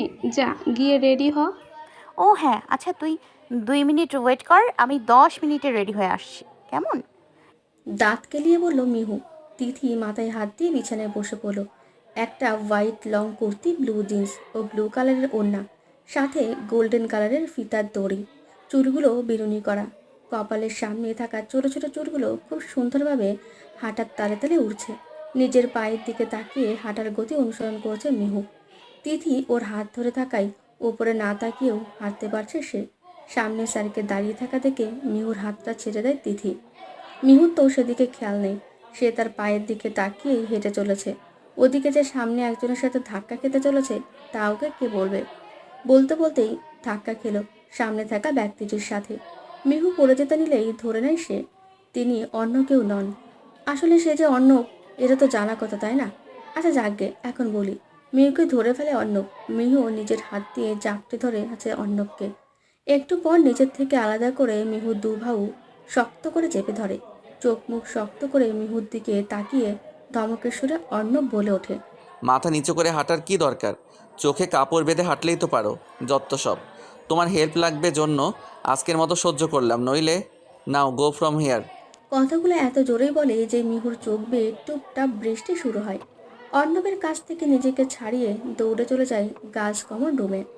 মিহুর চোখে জল দেখে অর্ণবের মনে কিছুটা খারাপ লাগলেও এই খারাপ লাগাটাকে মনের মাঝে ছাপ ফেলতে দেয় না সে। তাই ঘড়িটা একবার দেখে নিয়ে নিজের কাজের জন্য অন্যদিকে হাঁটা দেয় সে। জামার ডান হাতের কাঁধের অংশটুকু অনেকটা ছিঁড়ে গেছে, কাঁধের ওই জায়গাটুকু লালও হয়ে গেছে কিছুটা। এটাই খুঁটিয়ে খুঁটিয়ে দেখছে মিহু। পাশে বসে ওকে ওর বেষ্টুরা সান্ত্বনা দিচ্ছে। মিহু কাঁদতে কাঁদতে বলছে, এ কেমন টিচার রে? এভাবে আমায় কেউ কোনো দিন বকেনি, আর এই শালা স্যার আমায় এভাবে ধুয়ে দিল। হ্যাঁ। বিপুল বলে, তোরও কি কম দোষ আছে নাকি? ওভাবে নিচে তাকিয়ে কেউ হাঁটে? মিহু কিছুটা অপরাধী সুরে মুখ গোমড়া করে বলল, তাও ঠিক আছে, চল এখন স্যারের কাছে যাই। হ্যাঁ রে, ধমক খেয়ে মন ভরেনি? আবারও যেতে চাচ্ছিস স্যারের কাছে? তুই কি মনে করেছিস ছাত্রকে খুব ভালো ভাববে? তোরা গেলে আয়, আমি চললাম। বলেই উঠে যায় মিহু। বাকিরা কোনো উপায় না পেয়ে মিহুর পিছু পিছু চলে যায়। অডিটোরিয়ামের মাঝখানে কোমরে 2 হাত দিয়ে চারপাশে দেখছে মিহু। কোনো কিছু সাজানো গোছানোর আগে সব কিছু পরখ করে নেওয়াটা ওর অভ্যাস। ইমাজিনেশনের পাওয়ারটা নাকি অনেক বেশি, আর মিহু ওর কাজের আগে সবসময় এই ইমাজিনেশন অ্যাপ্লাই করে। এতে ওর কাজগুলো খুব গোছানো হয়। অডিটোরিয়ামের গ্যালারিতে বসে অর্ণব তীক্ষ্ণ দৃষ্টিতে মিহুর দিকে তাকিয়ে আছে। অর্ণবের মনে মনে এটাই ভাবছে, এই মেয়েটা কেন সব বিষয়ে এত বেশি বেশি করে। এতটা চঞ্চল কেউ হতে পারে তা মিহুকে দেখলে বোঝা যায়। একবার ঘড়ি দেখছে, একবার মিহুর দিকে তাকাচ্ছে। মিহু তার ওই একই ঢঙে দাঁড়িয়ে আছে। এভাবে দাঁড়িয়ে থাকতে থাকতে যখন প্রায় ক্লাস টাইম চলে এলো, তখন অর্ণবের রাগ সহ্যের সীমা ছাড়িয়ে গেল। এভাবে শুধু দাঁড়িয়ে থেকে মিহু কি পাচ্ছে সে জানে না, তবে মিহুকে এখন আচ্ছা মতো মার দিলে অর্ণবের গায়ের জ্বালা মৃত্যু। সে ভাবছে পাগল নাকি মেয়েটা। হঠাৎ অর্ণবের স্টেজে উঠে মিহুকে টান দিয়ে নিজের একদম কাছে টেনে নেয়। অর্ণবের যখন রাগ অনেকটা বেড়ে যায়, সে তখন কাঁপা কাঁপা সুরে কথা বলে। নিজের রাগকে অর্ণব কখনো কখনো কন্ট্রোল করতে পারে না এবং এরই মাঝে কোনো কোনো সময় ভুল করে বসে। মিহু অর্ণবের এতটা কাছাকাছি আসায় ভয় পেয়ে যায়। নিজের ভয়ের ছাপ মুখে প্রকাশ করে না সে। তোমার জন্য আজকে এতটা টাইম খরচ করে এখানে বসে আছি, আর তুমি কি না কাজ করা বাদ রেখে দাঁড়িয়ে দাঁড়িয়ে দেখছো? আসলে তোমার থেকে হেল্পের কথা বলাই উচিত হয়নি আমার। রাগে কটমট করতে করতে বলল, স্যার, আপনি আমায় ভুল বুঝছেন। আমি তো আর একটা কথাও নয়, এখন যা করার আমি করব। আমার কারো হেল্পের কোনো প্রয়োজন নেই। Got it? Now get lost. নিজের থেকে ধাক্কা দিয়ে সরিয়ে দিল মিহুকে। মিহু খানিকটা মন খারাপ করলেও কিছু একটা ভেবে একটা মুচকি হাসিতে বেরিয়ে গেল। অর্ণবের মনে হলো মিহুর এই মুচকি হাসির মাঝে এমন অনেক কথা আছে যা ও এই হাসিটাও দিয়ে বলে গেল। তবে নিজের কাজ নিয়ে টেনশন থাকায় এসব নিয়ে আর অত মাথা ঘামালো না সে। অর্ণব ভাবলে আজ কোনো মতেই এসব কাজ করা সম্ভব নয়, যা করার কাল সকালে করতে হবে আবার। এরপর সে অডিটোরিয়াম ছেড়ে চলে আসলো। টেবিলে রাখা কফির কাপটা হাতের হালকা ধাক্কায় গড়িয়ে পড়ল। এতে অর্ণবের কোলে থাকা ল্যাপটপের ওপর অনেকটা কফি পড়ে গেল। হকচকিয়ে ল্যাপটপ নিয়ে দাঁড়িয়ে পড়ল সে। ল্যাপটপের ওপর অনেকটা কফি পড়ে যাওয়ায় তা অন হচ্ছিল না। এতে অর্ণব মাথায় হাত দিয়ে বসে পড়ে। ভার্সিটির বসন্ত উৎসবের জন্য রাত জেগে অনেকটা কষ্ট করে অডিটোরিয়ামে সাজানোর প্ল্যান করেছিল ল্যাপটপে। এখন যদি সেই ল্যাপটপই নষ্ট হয়ে যায় তাহলে কি করে হবে? বেডের উপর বসে নিজের চুল একটা একটা করে ছিঁড়তে ইচ্ছে করছে তার। টেবিলের উপর থাকা সমস্ত কাগজপত্র হাত দিয়ে টান মেরে ফেলে দিল সে। বিছানা থেকে মোবাইলটা হাতে তুলে নিয়ে একজনকে ফোন দিল। আজ বিকালের মাঝেই আমার সব রেডি চাই। বলেই আবার ফোনটা কেটে দিল। এছাড়া অর্ণবের কাছে আর কোনো উপায় নেই। কালকে অনুষ্ঠান, এই উপায় ছাড়া কালকের মধ্যে কিছুরই অ্যারেঞ্জমেন্ট করতে পারা যাবে না। কিন্তু ওদিকে যে মিহু ও দলবল নিয়ে সব কিছু কমপ্লিট করছে তা ওনার জানা নেই। সকাল থেকে বিকেল হয়ে গেছে, মিহু ও তার দলবল মিলে সব কিছু সাজাচ্ছে। অর্ণবের ডাকা লোকজন এসেছিল, তবে মিহুই ওদের তাড়িয়ে দিয়েছে। সব কিছু গোছগাছ করা হয়ে গেলে পুরোটা অডিটোরিয়াম দেখতে অসাধারণ লাগছে। বাকি সব টুকটাক কাজ সেরে সন্ধ্যার দিকে ওরা সবাই বাড়ি ফেরে। অর্ণবকে এখন অনেকটা রিল্যাক্স লাগছে। ভার্সিটিতে খোঁজ নিয়েছিল, কাজ শেষ এটা জানার পর আর অন্য কোনো খোঁজ নেয়নি। প্রয়োজনে মনে করেনি সে। কাজ করতে করতে হাত পা অবশ হয়ে পড়ছে মিহুর। বাসায় ফেরার পর শুধু ড্রেস চেঞ্জ করে সে যে বিছানায় গা এলিয়ে দিয়েছে আর ওঠেনি। খুব আরাম করে ঘুমাচ্ছে মিহু। তবে কাল যে ওর সাথে কী হতে চলেছে তাও নিজেও জানে না। নীল রঙের একটা পাঞ্জাবি, সাদা গ্যাবার্টিন প্যান্ট, বাঁ হাতে ঘড়ির বদলে একটা কালো ফিতে, চুলগুলো জেল দিয়ে সেট করা। সব মিলিয়ে অর্ণব আজকে সব মেয়েকে মিরিয়ে ফেলবে নিজের লোক দিয়ে, এমন লাগছে। এর ভিতর ভার্সিটির প্রতিটা মেয়ে অর্ণব স্যার বলতে পাগল। কিন্তু অর্ণব স্যার কারোর সাথে সেই রকম কথা না বলায় কোনো মেয়ে লাইন মারার চান্স পায় না বললেই চলে। সেখানে মিহু একমাত্র মেয়ে যাকে অর্ণবের অনেকটা জেনুইন লেগেছিল, যে কারণে নিজে থেকে মিহুর সাথে হালকা কথা বলেছিল। মিহুর সাথে ভাব জমাতে নয়, আসলে এটা বুঝতে সবাই কেন রূপের পেছনে ছোটে, নিজের ব্যক্তিত্বটা ছোট করে ফেলে। সে যাই হোক, মিহুর সাথে সেদিন হালকা মনোমালিন্য হওয়ায় খারাপ লাগলেও দুঃখ পাচ্ছিল না অর্ণব। এটা একটা স্বাভাবিক ব্যাপার, তাই কিছু মনে না করার এটা একটা স্বাভাবিক ব্যাপার তাই কিছু মনে করার নেই। গাড়ি থেকে নেমে যেই না একটু পা ফেলতে যাবে, ঠিক তখনই ভার্সিটির বারান্দা ও মাঠের মাঝখানে অবস্থান করা সব মেয়েরা তাকে ঘিরে ধরে। কাছে এসে সবাই চিল্লাচিল্লি করাতে অর্ণবের ভীষণ রাগ হচ্ছে, সাথে বিরক্তটাও হচ্ছে। রাগকে কন্ট্রোল করতে না পেরে সবার উদ্দেশ্যে জোরে একটা ধমক দিয়ে দেয়। সাথে সাথে সবাই চুপ। মেয়েদের ভিড়ের থেকে খানিকটা দূর দিয়ে একটা মেয়ে ওদের দিকে তাকাচ্ছিল। মাথায় একটা ফুলের টায়রা, বাসন্তী রঙের শাড়ি, হাতে সব রঙের মিশ্রণে রেশমি চুড়ি, কপালে ছোট্ট একটা কালো টিপ, ঠোঁটে হালকা লাল রঙের লিপস্টিক। সব মিলিয়ে যেন একটা স্বপ্নের রাজকুমারী হেঁটে যাচ্ছে। অর্ণবের খেয়াল সেদিক হতেই যেন ভাষা হারিয়ে যায়। সে তো মিহু, তবে মিহুকে এই বাসন্তী রঙের শাড়িটাতে দেখতে দারুণ লাগছে। অর্ণবের কেন জানি মনে হচ্ছে ওর সবচেয়ে অপছন্দের রঙটিও আজকে সেই পারফেক্ট কাউকে পেয়েছে। অর্ণবের পছন্দের রং বাসন্তী, কেন যেন আজ খুবই ভালো লাগছে। মিহু শুধু এদিক ওদিক নজর বুলাচ্ছে। একটু আগেই হোঁচট খেয়ে পড়ে গেছিল সে। অডিটোরিয়ামের পর্দার পেছনে অনেক তার থাকায় সেই তারে বেঁধে পড়েছিল। তাই চারদিকে তাকিয়ে দেখছে কেউ ওর পড়ে যাওয়ার দেখে ফেলেছে কিনা। কাউকে না দেখে হাসি মুখে উঠে গেল সে। ওদিকে আড়ালে দাঁড়িয়ে যে একজন হাসছে সেটা মিহু টের পায়নি। অবশ্য মিহুকে হোঁচট খাওয়ানোর পেছনে তারই হাত। অর্ণবের কাছে মনে হয়েছিল মিহু ওকে অ্যাটিটিউড দেখায়, তাই মিহুর ওই রকম অ্যাটিটিউড ভাঙানোর জন্য একটা তার এমনভাবে ফ্লোরে বেঁধে রেখেছিল যাতে পা বাঁধলেই মিহু পড়ে যায়। মিহুর পড়ে যাওয়াতে অর্ণবের বেশ শান্তি লাগছে এখন। নিজেকে একটু সময়ের জন্য বীরপুরুষ মনে হচ্ছে। সে যাই হোক, অডিটোরিয়ামের সাজানো দেখে অর্ণব ভীষণ খুশি। নিজের কাঁধে নিজেই দুটো বাড়ি দিয়ে বলছে, বাহ অর্ণব বাহ, একদিনের মাঝে এত সুন্দর ডেকোরেশন। নিজেকে নোবেল দিলে ধন্য লাগতো। মিহুর এখন কপাল চাপানোর ইচ্ছে হচ্ছে। কখন থেকে তিথি ও চৈতিকে খুঁজে যাচ্ছে, কিন্তু কোথাও খুঁজে পাচ্ছে না। ওইদিকে বিপুল ও পিয়াস কোথাও যাওয়ার কথা বলে ওকে একা রেখে চলে গেল। এই কদিনে পিয়াস অনেকটাই আগের মতো হয়ে গেছে। ওদিকে অনুষ্ঠান শুরু হতে চলেছে। মিহু নিজেকে ভালোবাসা, অনুভূতি এসব থেকে দূরে রাখে। ভার্সিটিতে আসার পর কদিনের মাঝেই অনেকে ওকে প্রপোজাল পাঠিয়েছে, কিন্তু ও সবাইকে রিজেক্ট করেছে। এর মাঝে স্টেজে অর্ণব স্যারের আগমন ঘটল। অর্ণবের চোখ মিহুর চোখে পড়তেই মিহু চোখ সরিয়ে নেয়। মনে মনে অর্ণবকে হাজার গালাগাল দিতে থাকে। তখন অর্ণবকে সব মেয়েরা ঘিরে ধরায় মিহু ভাবে এই স্যারটাই হয়তো এমন রূপের ভাব দেখায়। নিজেকে কি প্রিন্স চার্মিং ভাবে নাকি? একটা হাবল ছাড়া কিছুই নাই স্যারটা। এমনভাবে মেয়েদেরকে অ্যাটিটিউড দেখায় যেন পৃথিবীতে উনি ছাড়া ছেলেদের অভাব পড়েছে। গ্যালারিতে বসে এসব ভাবতে ভাবতে একটা আওয়াজ ওকে যা বেশ বিস্মিত করে দেয়। মাইকে নিজের নামের অ্যানাউন্সমেন্ট শুনে মিহু অনেকটা অবাক হয়। কী কারণে, কেন এবং কিসের জন্য ওর নাম মাইকে অ্যানাউন্সমেন্ট করা হলো তা জানতে এবার ভালো করে কান পেতে সব কিছু শুনল। সেখানে তার সেই বদমাইশ অর্ণব স্যার এটাই বলছে। আজকের পুরোটা অনুষ্ঠানে শুরু থেকে শেষ পর্যন্ত সকল পারফরমেন্সের অ্যাঙ্করিং করবেন অপর্ণা মেহজাবিন ওরফে মিহু, প্রাণীবিদ্যা বিভাগ, অনার্স 2য় বর্ষ। ডান হাতে মাইক ও বা হাতে একটা সাদা কাগজ নিয়ে বোকার মতো স্টেজে দাঁড়িয়ে আছে মিহু। অর্ণব স্যার যে ওকে এমন একটা বাস দেবে জানা থাকলে আজ ভার্সিটি আসতো না ও।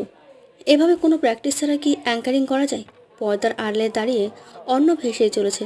মিহু এর আগেও একবার এসব করেছে, তাই আর ভয় না পেয়ে শুরু করে দেয়। সাথে তিথি ও চৈতি থাকায় অতটা ভয় হচ্ছে না। এবারেও অর্ণবকে হার মানালো মিহু। অর্ণবের ধারণা ছিল মিহু এসব অনুষ্ঠান পরিচালনা পারবে না, কিন্তু এত ভালোভাবে অনুষ্ঠান পরিচালনা করায় সবাই মিহুকে বাহবা দিচ্ছে। মিহু ফেরার সময় অর্ণবের সাথে দেখা হলে বলে, স্যার বাস তো আজ খাইছিলাম, কিন্তু দেখলেন সেটাই আবার কিভাবে অন্যজনকে দিয়ে দিলাম। নিজের অনেকটা প্রাউড লুক দিয়ে বলল। অর্ণব মিহুর কথায় মুখে খানিকটা বিরক্তির ছাপ নিয়ে বলল, রাস্তা ছাড়ো তো, কোত্থেকে যে আসে, উফ। অর্ণব চলে গেল। মিহু একগাল হেসে দিয়ে নিজের বাড়ির পথে রওনা দিল। অর্ণব গাড়ির কাছ নামিয়ে মিহুর যাওয়ার পথে চেয়ে হালকা মুচকি হাসি দিল। এই মেয়েটাকে ভীষণ অন্যরকম লাগে তার। কিছুটা মনের মতন আর কিছুটা অদ্ভুত, সব মেয়েদের থেকে আলাদা। পরদিন সকালে ভার্সিটিতে একটা কাণ্ডে শোরগোল পড়ে গেল। ভার্সিটির সবাই চিৎকার চেঁচামেচি করছে, কেউ কেউ কান্নাও করছে। এর মাঝে মিহু গেট দিয়ে ভার্সিটিতে প্রবেশ করলো। ওর ফ্রেন্ডের কাউকেই খুঁজে পাচ্ছিল না সে। মাঠের এক কোণে অনেক মানুষের ভিড় ঠেলে গিয়ে দাঁড়ায় মিহু। গিয়ে দেখে তিথি, চৈতি ও বিপুল মাথায় হাত দিয়ে বসে আছে। চৈতি অনেক চুপচাপ হয়ে আছে। দেখে মনে হচ্ছে অনেক বড় একটা শক পেয়েছে সে।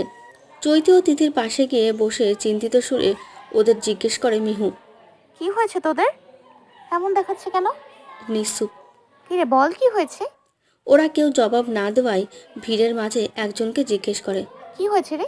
উক্ত ব্যক্তিটি কাঁদো কাঁদো সুরে বলে ওঠে, মিহু, কাল রাতে পিয়াসের লাশ ওই বড় ব্রিজের নিচে পাওয়া গেছে। কি? মিহু যেন আকাশ থেকে পড়ল কথাটি শুনে। কয়েক মুহূর্তের জন্য সমস্ত দুনিয়া উলটপালট হয়ে গেছে তার।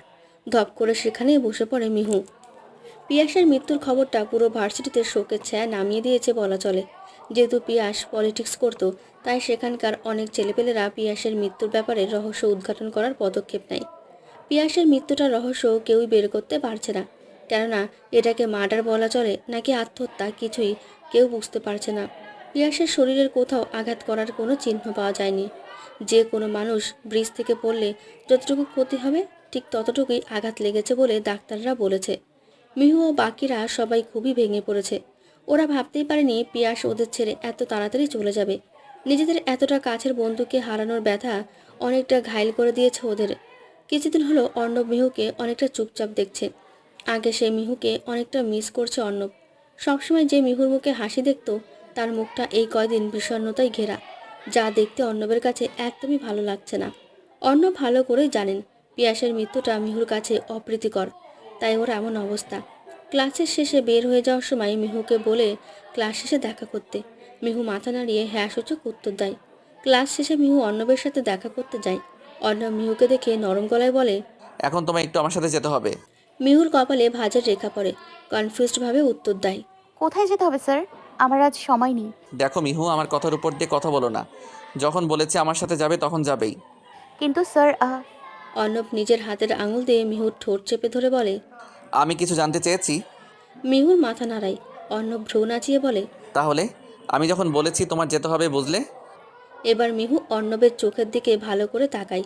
কি একটা মায়াবী চোখ, যেন ওই দু চোখ শুধু নেশাই ধরায়। মিহুর মুখের ওপর থেকে হাতটা সরিয়ে চেয়ারের ওপর থাকা কোট হাতে তুলে নিয়ে বেরিয়ে যায় অর্ণব। গাড়িতে ওঠার পর অর্ণব মিহুকে জিজ্ঞেস করে, আচ্ছা, তোমার কাছে প্রাকৃতিক সবচেয়ে কোন বিষয়টি প্রিয়? এই ধরো পাহাড়, সমুদ্র, নদী, গাছপালা, কোনটা? আজকে আমরা সেখানেই যাব। মিহুর এমনিতেই অনেকটা বিরক্তি লাগছে।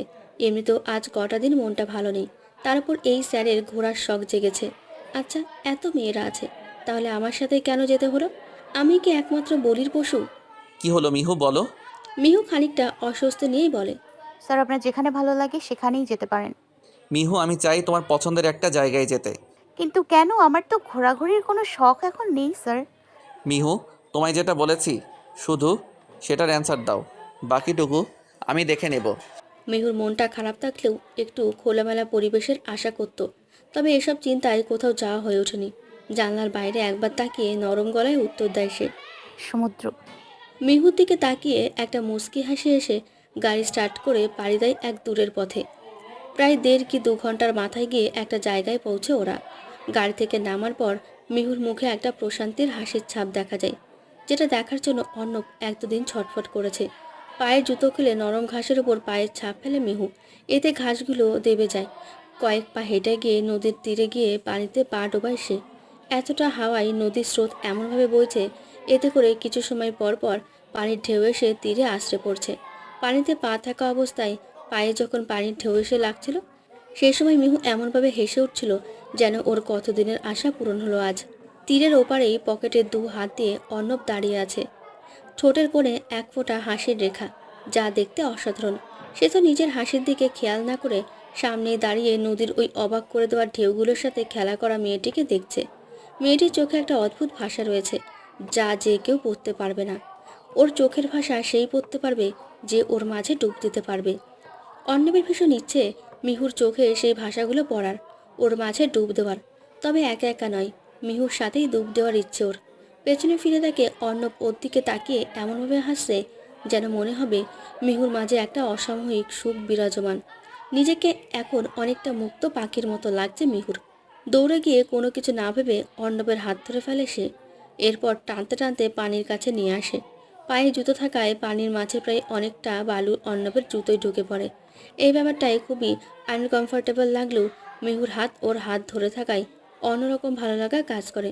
মিহুর এতক্ষণে হুঁশ ফেরে যে স্যারের হাত ধরে আছে সে, এতে ওর গাল দুটো লজ্জায় লাল হয়ে যায়। মিহুকে লজ্জা পেতে দেখে অর্ণব ফিসফিস করে বলে, গাল দুটোয় কি হাতটা ছুঁতে দেবে? কথাগুলো আবছা আবছা মিহুর কান অব্দি পৌঁছায়। সাথে সাথে অর্ণবের দিকে তাকিয়ে ভ্রু নাচিয়ে বলে, কি বললেন? আবার বলুন। কই, কিছুই তো বলিনি। ও, আমার মনে হলো কিছু বললেন, ছোঁয়া টাইপ কিছু। আরে না, হয়তো ভুল শুনেছ। হতেও পারে। হ্যাঁ হ্যাঁ। স্যার, হ্যাঁ বলো। আপনাকে অনেক ধন্যবাদ। কেন, তোমায় নিয়ে ঘুরতে এসেছি বলে? না, সে কারণে নয়। তাহলে? ঘুরতে তো ইচ্ছে করলে আসাই যেত, তবে কি, মন অনেক খারাপ ছিল। কেউ যে মন ভালো করার জন্য এভাবে একটা গিফট দেবে ভাবতে পারিনি। নিজের কাছে অনেকটা খারাপ লাগছে। আপনার সম্পর্কে অনেকটা ভুল ধারণা করতাম জানেন। নিজের ভালো মন্দের বিষয়টা আমি নিজেই ডিসাইড করি, তাই বেশিরভাগ সময়ই বিষণ্ণতায় কাটে আমার। আজকে এখানে এসে এই খোলা হাওয়া ও নদীর জলে কি ছিল আমি জানি না, তবে একটা জিনিস অবশ্যই ছিল, সেটা হলো প্রশান্তি। অনেকে নিজের এতটুকু দুঃখ নিয়ে এতটাই ব্যস্ত থাকে যে এমন কিছুর থেকে আলাদা হয়ে যায়। এতে করে নিজের জীবনটাকে একটু সুখের ছোঁয়াও দিতে পারে না। কিছু কিছু হাওয়া এমন আছে যা শরীরে একটা আনন্দের অনুভূতি দেয়, সেটা আমি এখানে এসে পেয়েছি, এবং তার জন্য অসংখ্য ধন্যবাদ স্যার। অর্ণব খানিকটা ঘাবড়ে যায়, কাঁচতে কাঁচতে বলে। মিহুর বলা কথাগুলো অর্ণবকে বিমোহিত করে তোলে। মিহুর প্রতি যেটুকু অনুভূতি ছিল তা যেন আরও কয়েক ইঞ্চি বেড়ে যায়। নদীর পানি খানিকটা তুলে মুখের পুরোটা ভিজিয়ে নেয় মিহু এবং অর্ণবকেও করতে বলে। পানি দিয়ে মুখটা হালকা ভিজিয়ে নেওয়াতে একটা শীতল হাওয়া চোখে মুখে ছেয়ে পড়ে, যা অর্ণবকে জীবনের এই প্রথমবার এতটা সুন্দর প্রকৃতির কাছাকাছি টানে। সন্ধ্যা নামার কিছুক্ষণ আগে অর্ণব মিহুকে ওর বাড়ির সামনে নামিয়ে দিয়ে যায়। ম্যাম, আর কদিন ওই হারামজাদাকে এভাবে ছেড়ে দিয়ে রাখবেন? যতদিন মুক্তভাবে থাকবে ঠিক তত কষ্টই পাবে ও। কাউকে ছাড়েনি, তাহলে ওকে তো ছাড়ার প্রশ্নই আসে না। যদি ওকে ছেড়েই দিই তাহলে বাকিদের মারার কী প্রয়োজন ছিল? আচ্ছা ম্যাম, ওই সায়াক অর্ণবই কি আসল ভিলেন?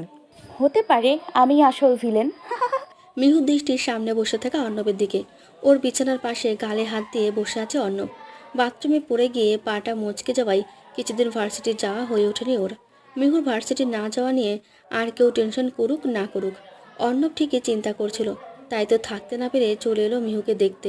কিছুটা রেগেও আছেন উনি। ওদের বাসায় এসে দু একটা বকাঝকা দিয়েছেন মিহুকে। বকা খাওয়ার সময় মিহুর মনে হচ্ছিল অর্ণবের অক্সিজেন এতদিন এখানে ছিল, যেন ওকে দেখে স্বস্তি পেল অর্ণব। এমনটা দেখে মিহু যতটা হাসি পাচ্ছিল ঠিক ততটাই সন্দেহ হচ্ছিল, কারণ এসব লক্ষণ তো ভালো নয়। নিশ্চয়ই কোনো ভেজাল আছে। অর্ণবকে চুপচাপ গালে হাত দিয়ে বসে থাকতে দেখে ও বলে, আচ্ছা স্যার, একটা প্রশ্ন করি। অর্ণব কিছু ভাবছিল।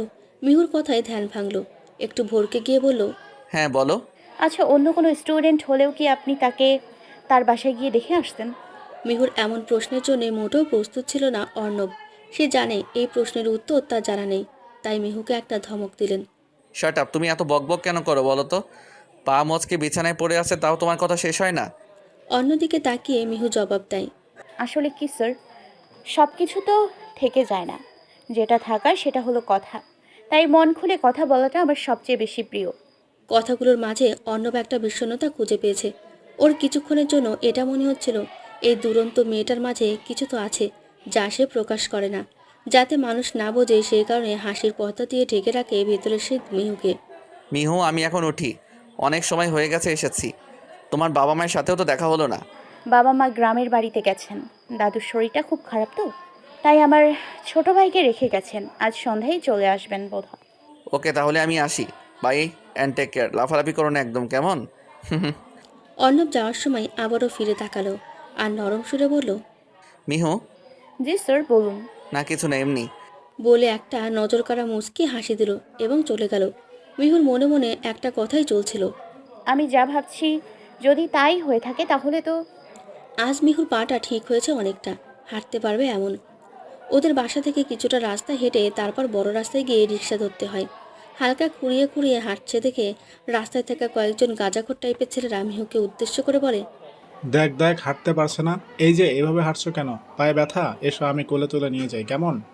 মিহু ওদের নজর আন্দাজ করেই চলে যেতে নিলেই ওরা আবারও বলে ওঠে, কি হলো, আমাদের দেখে পছন্দ হচ্ছে না বুঝি?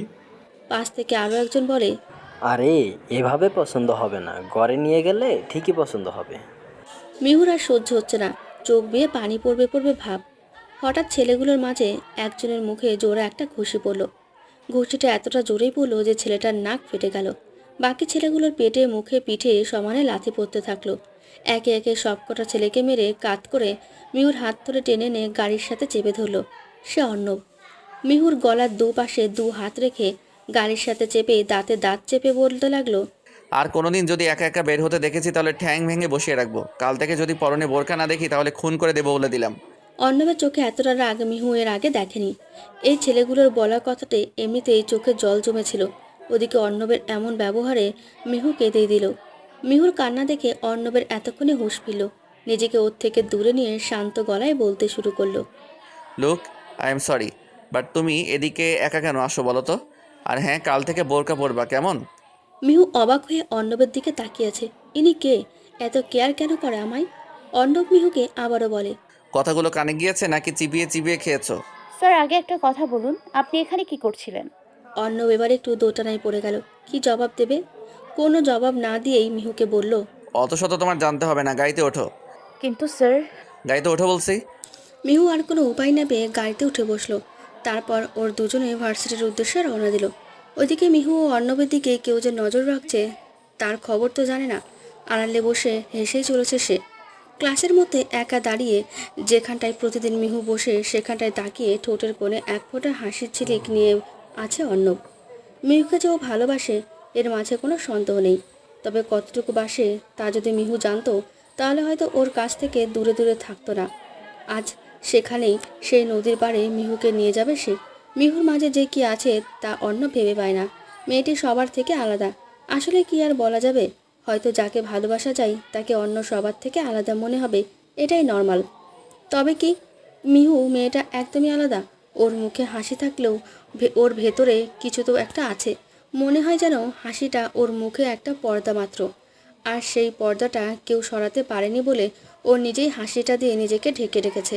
তবে যদি আমি সরাতে পারি, তাহলে যদি ওর মুখে সত্যিকারের হাসিটা ফোটাতে পারি। ক্লাসরুমে দাঁড়িয়ে আনমনে এসব বলছিল অর্ণব, তবে ওর কথাও যে কেউ শুনছিল তাও জানে না। যে এসব কিছু শুনছিল সে অর্ণবের কাছে অপরিচিত হলেও অর্ণব তার কাছে ভীষণ পরিচিত, এমন পরিচিত যে কখনো ভোলার নয়। আচ্ছা, সেটা কি মিহু যে অর্ণবের সব কথা শুনছিল? ক্লাসরুমের বাইরে দিয়ে আস্তে আস্তে হেঁটে যাচ্ছিল মিহু। ক্লাসরুমে একা কারো কথার আওয়াজে থেমে যায়। কথাগুলোর মাঝে মিহু নাম শুনতে পাওয়ায় দরজার কাছে কান পেতে থাকে। অর্ণবের বলা কথাগুলো শুনে মিহুর মুখে একটা বিজয়ের হাসি ফুটে ওঠে। আর যাই হোক, শেষমেশ ও নিজের কাছে সফল হতে পেরেছে। এটাই সেই টাইমটা যার জন্য মিহু এতটা দিন ওয়েট করে এসেছে। কপালের সামনে আসা চুলগুলোকে ফু দিয়ে সরিয়ে স্বাভাবিক পায়ে হেঁটে কোনো জায়গার উদ্দেশ্যে রওনা দেয় সে। রাত 8টা বাজতে চলল। নদীর তীরে একটা সুন্দর সাদা রঙের গোলাপ হাতে দাঁড়িয়ে আছে অনেকক্ষণ, কারণ অর্ণবের প্রেয়সী আজ সাদা রঙের একটা ড্রেস পরে আসবে। ওর প্রেয়সী যখনই মাটিতে পা রাখবে ঠিক তখনই নিজের মনের কথাগুলো তাকে উদ্দেশ্য করে বলে দেবে অর্ণব। প্রথমবার, তবে কেমন একটা সুরসুরি কাজ করছে ওর, আর একটা নার্ভাস ফিলিং। অর্ণব চেয়েছিল মিহুকে সাথে করে আনবে, তবে মিহু ফোনে জানিয়ে দেয় ওর ফ্রেন্ডের সাথে আসবে এখানে। মিহুর ফ্রেন্ডের কথা বলাই আর কথা বাড়ায়নি অর্ণব, তবে এতক্ষণ তো লাগার কথা না। তাই একবার ফোন করলাম মিহুর নম্বরে, কিন্তু নম্বরটাও সুইচড অফ বলছে। বারবার ট্রাই করছে অর্ণব, তবুও মিহুর ফোনে কল যাচ্ছে না। অর্ণব এবার অনেকটা দুশ্চিন্তায় পড়ে গেল। ঠিক আছে তো মেয়েটা? কিছুক্ষণ পর একটা আননোন নাম্বার থেকে অর্ণবের ফোনে কল আসে। কলটা ধরে কান নিতেই ওপাশ থেকে খুব চেনা একটি মেয়েলি কণ্ঠ ভেসে আসে। Don't worry mister Shaikh Arnab, Mihu is absolutely fine, just wait for 5 minutes, she is on her way. কণ্ঠটা প্রচুর চেনা, তবে কথা বলার স্টাইল ও অ্যাটিটিউড অনেকটা আলাদা বলে ফোনে কে ছিল ঠিক বুঝতে পারছে না অর্ণব। মিহু ঠিক আছে, এটাই অর্ণবের জন্য এনাফ। তাই বাকি সব চিন্তা মাথা থেকে ঝেড়ে প্রপোজ কীভাবে করবে সেদিকে মন দেয়। ঠিক 5 মিনিটের মাথায় রাস্তায় অনেকগুলো গাড়ির লাইট জ্বালানো অবস্থায় আসতে দেখা যায়। এতগুলো গাড়ি আসতে দেখায় অর্ণবের খানিকটা খটকা লাগে। তীর থেকে রোডের মাঝে এসে দাঁড়ায় অর্ণব। ওর থেকে ঠিক 5 ফিট দূরে সবগুলো গাড়ি একে একে থেমে যায়। সব মিলিয়ে 10-12টার মতো কালো গাড়ি হবে হয়তো। এর মাঝে সেকেন্ড গাড়িটা কালো মার্সিডিজ। সবগুলো গাড়ি থেকে কালো স্যুট ও প্যান্ট পরা ছেলেরা বেরিয়ে লাইনে দাঁড়িয়ে যায়। দেখলেই বোঝা যায় ট্রেনিং প্রাপ্ত সবাই। ছেলেগুলোর মাঝে একজন ওই ব্ল্যাক মার্সিডিজের ড্রাইভারের পাশের সিট এর দরজার পাশে গিয়ে দাঁড়ায়। অর্ণব সব কিছু মনোযোগ সহকারে দেখছে। কি হতে চলেছে তার জন্য একদমই প্রস্তুত নেই সে। তবে যা হবে এতে অর্ণবের যে কতটা ক্ষতি হবে তা সে জানে না।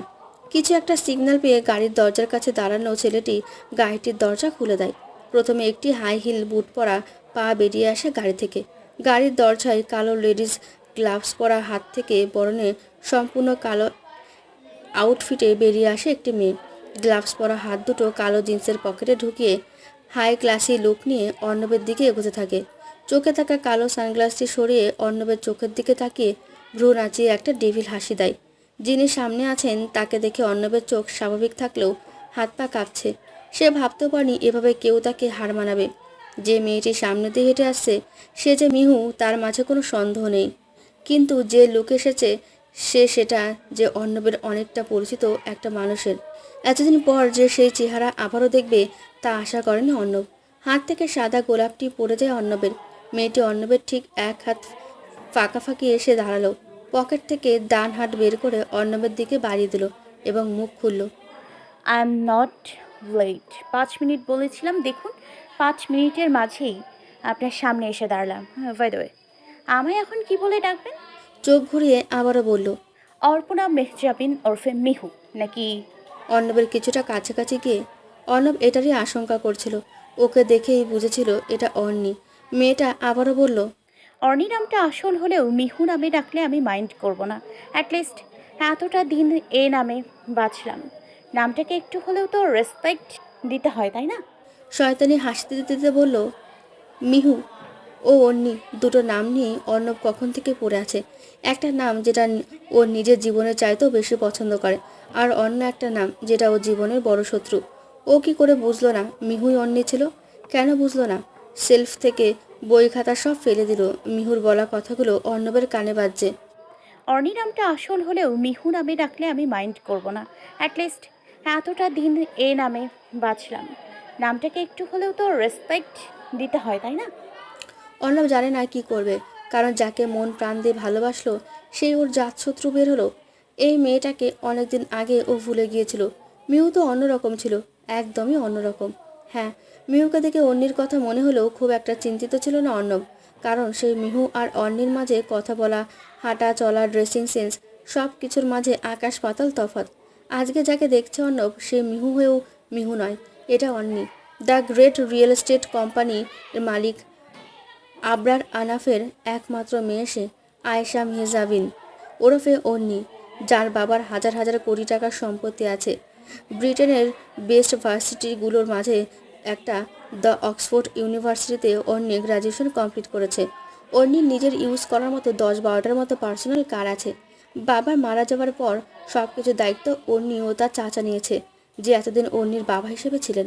এত কিছু থাকার পরও কেন সে এই ভার্সিটির চক্করে আবার কেটেছে তা না হয় পরে বলি, আগে এদের মামলা সেট করে নিই কেমন? সো এখন বলুন আমাকে, ও সরি, মিহুকে কেন রেখেছিলেন? অর্ণব যা বলতে চেয়েছিল তা হয়তো আর বলা হবে না। ওর নিজে ওকে এত বড় শাস্তি দেবে ভাবেনি অর্ণব। অনেকটা ভালোবেসে ফেলেছে মিহুকে। মিহুকে না পেলে হয়তো বাঁচার কোনো মূল্যই নেই তার জীবনে। কিন্তু মিহু তো এখন অন্যি রূপে এসেছে, যাকে আজীবনও ভালোবাসতে পারবে না অর্ণব। অর্ণবের মনে মনে কয়েকটা কথা বাজছে। ঘৃণায় পরিপূর্ণ ছিলাম, এরপরই তোমার স্পর্শ পেলাম। জানতাম না সেই ঘৃণাই ফিরে আসবে। শত্রু ছিলাম তুমি, আমি জানি এখনও তোমার কাছে শত্রুই আছি, কিন্তু এদিকে আমি তোমায়। অন্যি বলে ওঠে, যে কয়জন ছিল আপনার সাথে হাত মিলিয়ে সব কয়টাকে টপকে দিয়েছি, আপনাকেও টপকাতাম। পরে দেখলাম যেহেতু আপনি এই গেমের মাস্টার মাইন্ড, সেহেতু আপনাকে একটু অন্যভাবে মারি। তাই এসব প্ল্যান আর কি। অনেক খোঁজ খবর নিয়ে জানতে পারি দ্য গ্রেট মিস্টার শাইক অর্ণব ওই ইউনিভার্সিটিতে জয়েন করেছে। সো আমিও আর কি ভেবে চিনতে সিলেট থেকে সোজা চলে এলাম এখানে। সেদিন বেচারি ইফাত আমায় শপিং মলে দেখে তো চিনেই ফেলেছিল, বাট ব্যাড লাক, বেচারি আমার ওপর নজর রাখার আগেই দুনিয়া থেকে বিদায় নিল। না ম্যাম, ও মরেনি, কোমায় রয়েছে। পাশে থাকা ছেলেটি বলে ওঠে, ও মরেনি? তাও ভালো, একটা পাপ কমে গেল, তাই না? আচ্ছা বাদ দিই।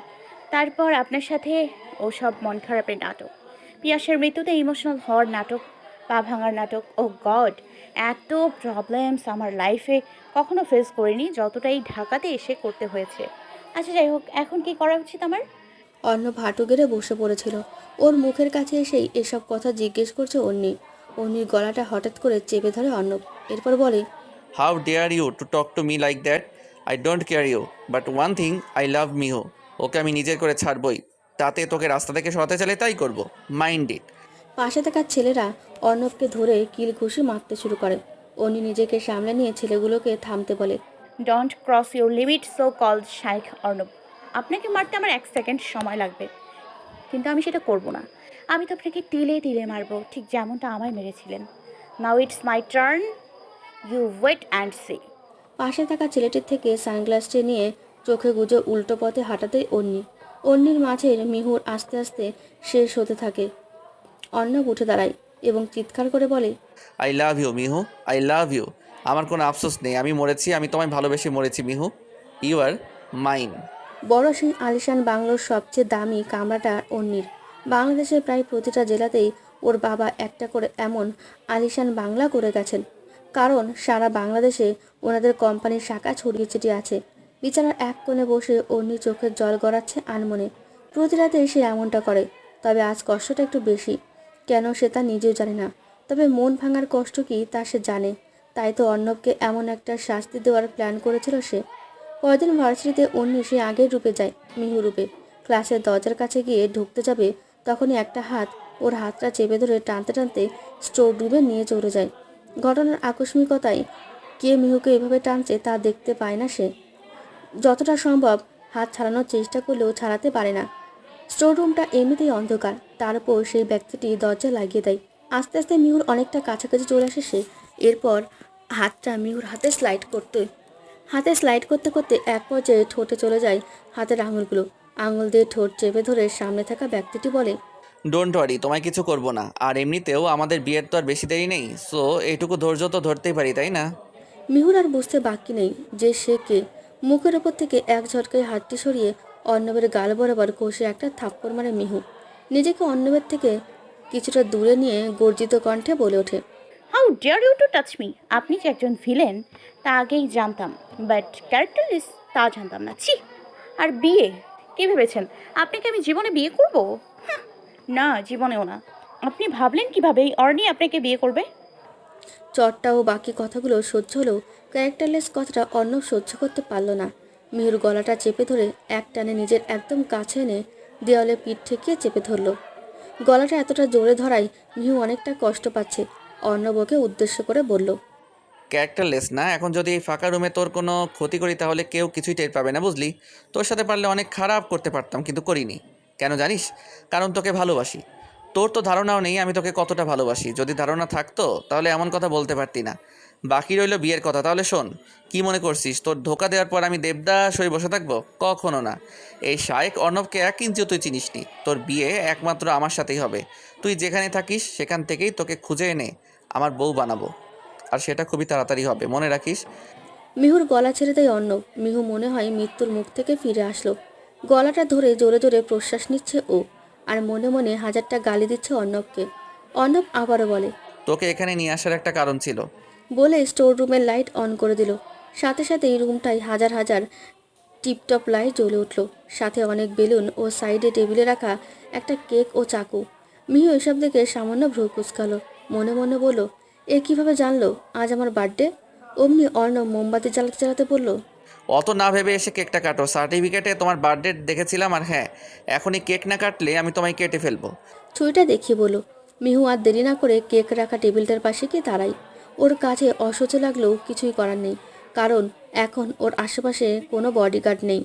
এমন তেমন করলে যদি সত্যি মেরে দেয়। কেকটা কেটে অর্ণব মিহুকে একটুখানি খাইয়ে দিল। খেতে না চাইলেও অর্ণব জোর করে মুখে পুরে দিল। এরপর মিহু চলে যেতে চাইলে আবারও অর্ণব ওকে চেপে ধরে ও ঘাড়ে মুখ গুজে দেয়। অর্ণবের এতটা কাছাকাছি এসে মিহুর সমস্ত শরীরে একটা কারেন্ট বয়ে যায়। নিজেকে অর্ণবের থেকে দূরে সরাতে চাইলে সে নেশা ধরানো সুরে বলে, তুমি কি বুঝতে পারছো না তোমার মাঝে কতটা ডুবে গেছি আমি? এতটা যে সাঁতরে আর কিনারা পাচ্ছি না, তুমি কি বুঝবে না? পকেট থেকে একটা ডায়মন্ড পাথরের লকেটওয়ালা চেন বের করে মিহুর গলায় পরিয়ে দেয় মিহুকে। পেছন থেকেই মিহুর মাথায় একটা চুমু এঁকে দেয় অর্ণব। মিহু হালকা ছুট পেয়ে তাড়াতাড়ি সেখান থেকে বেরিয়ে যায়। অর্ণব সেখানে নিজ দিকে তাকিয়ে দাঁড়িয়ে থাকে।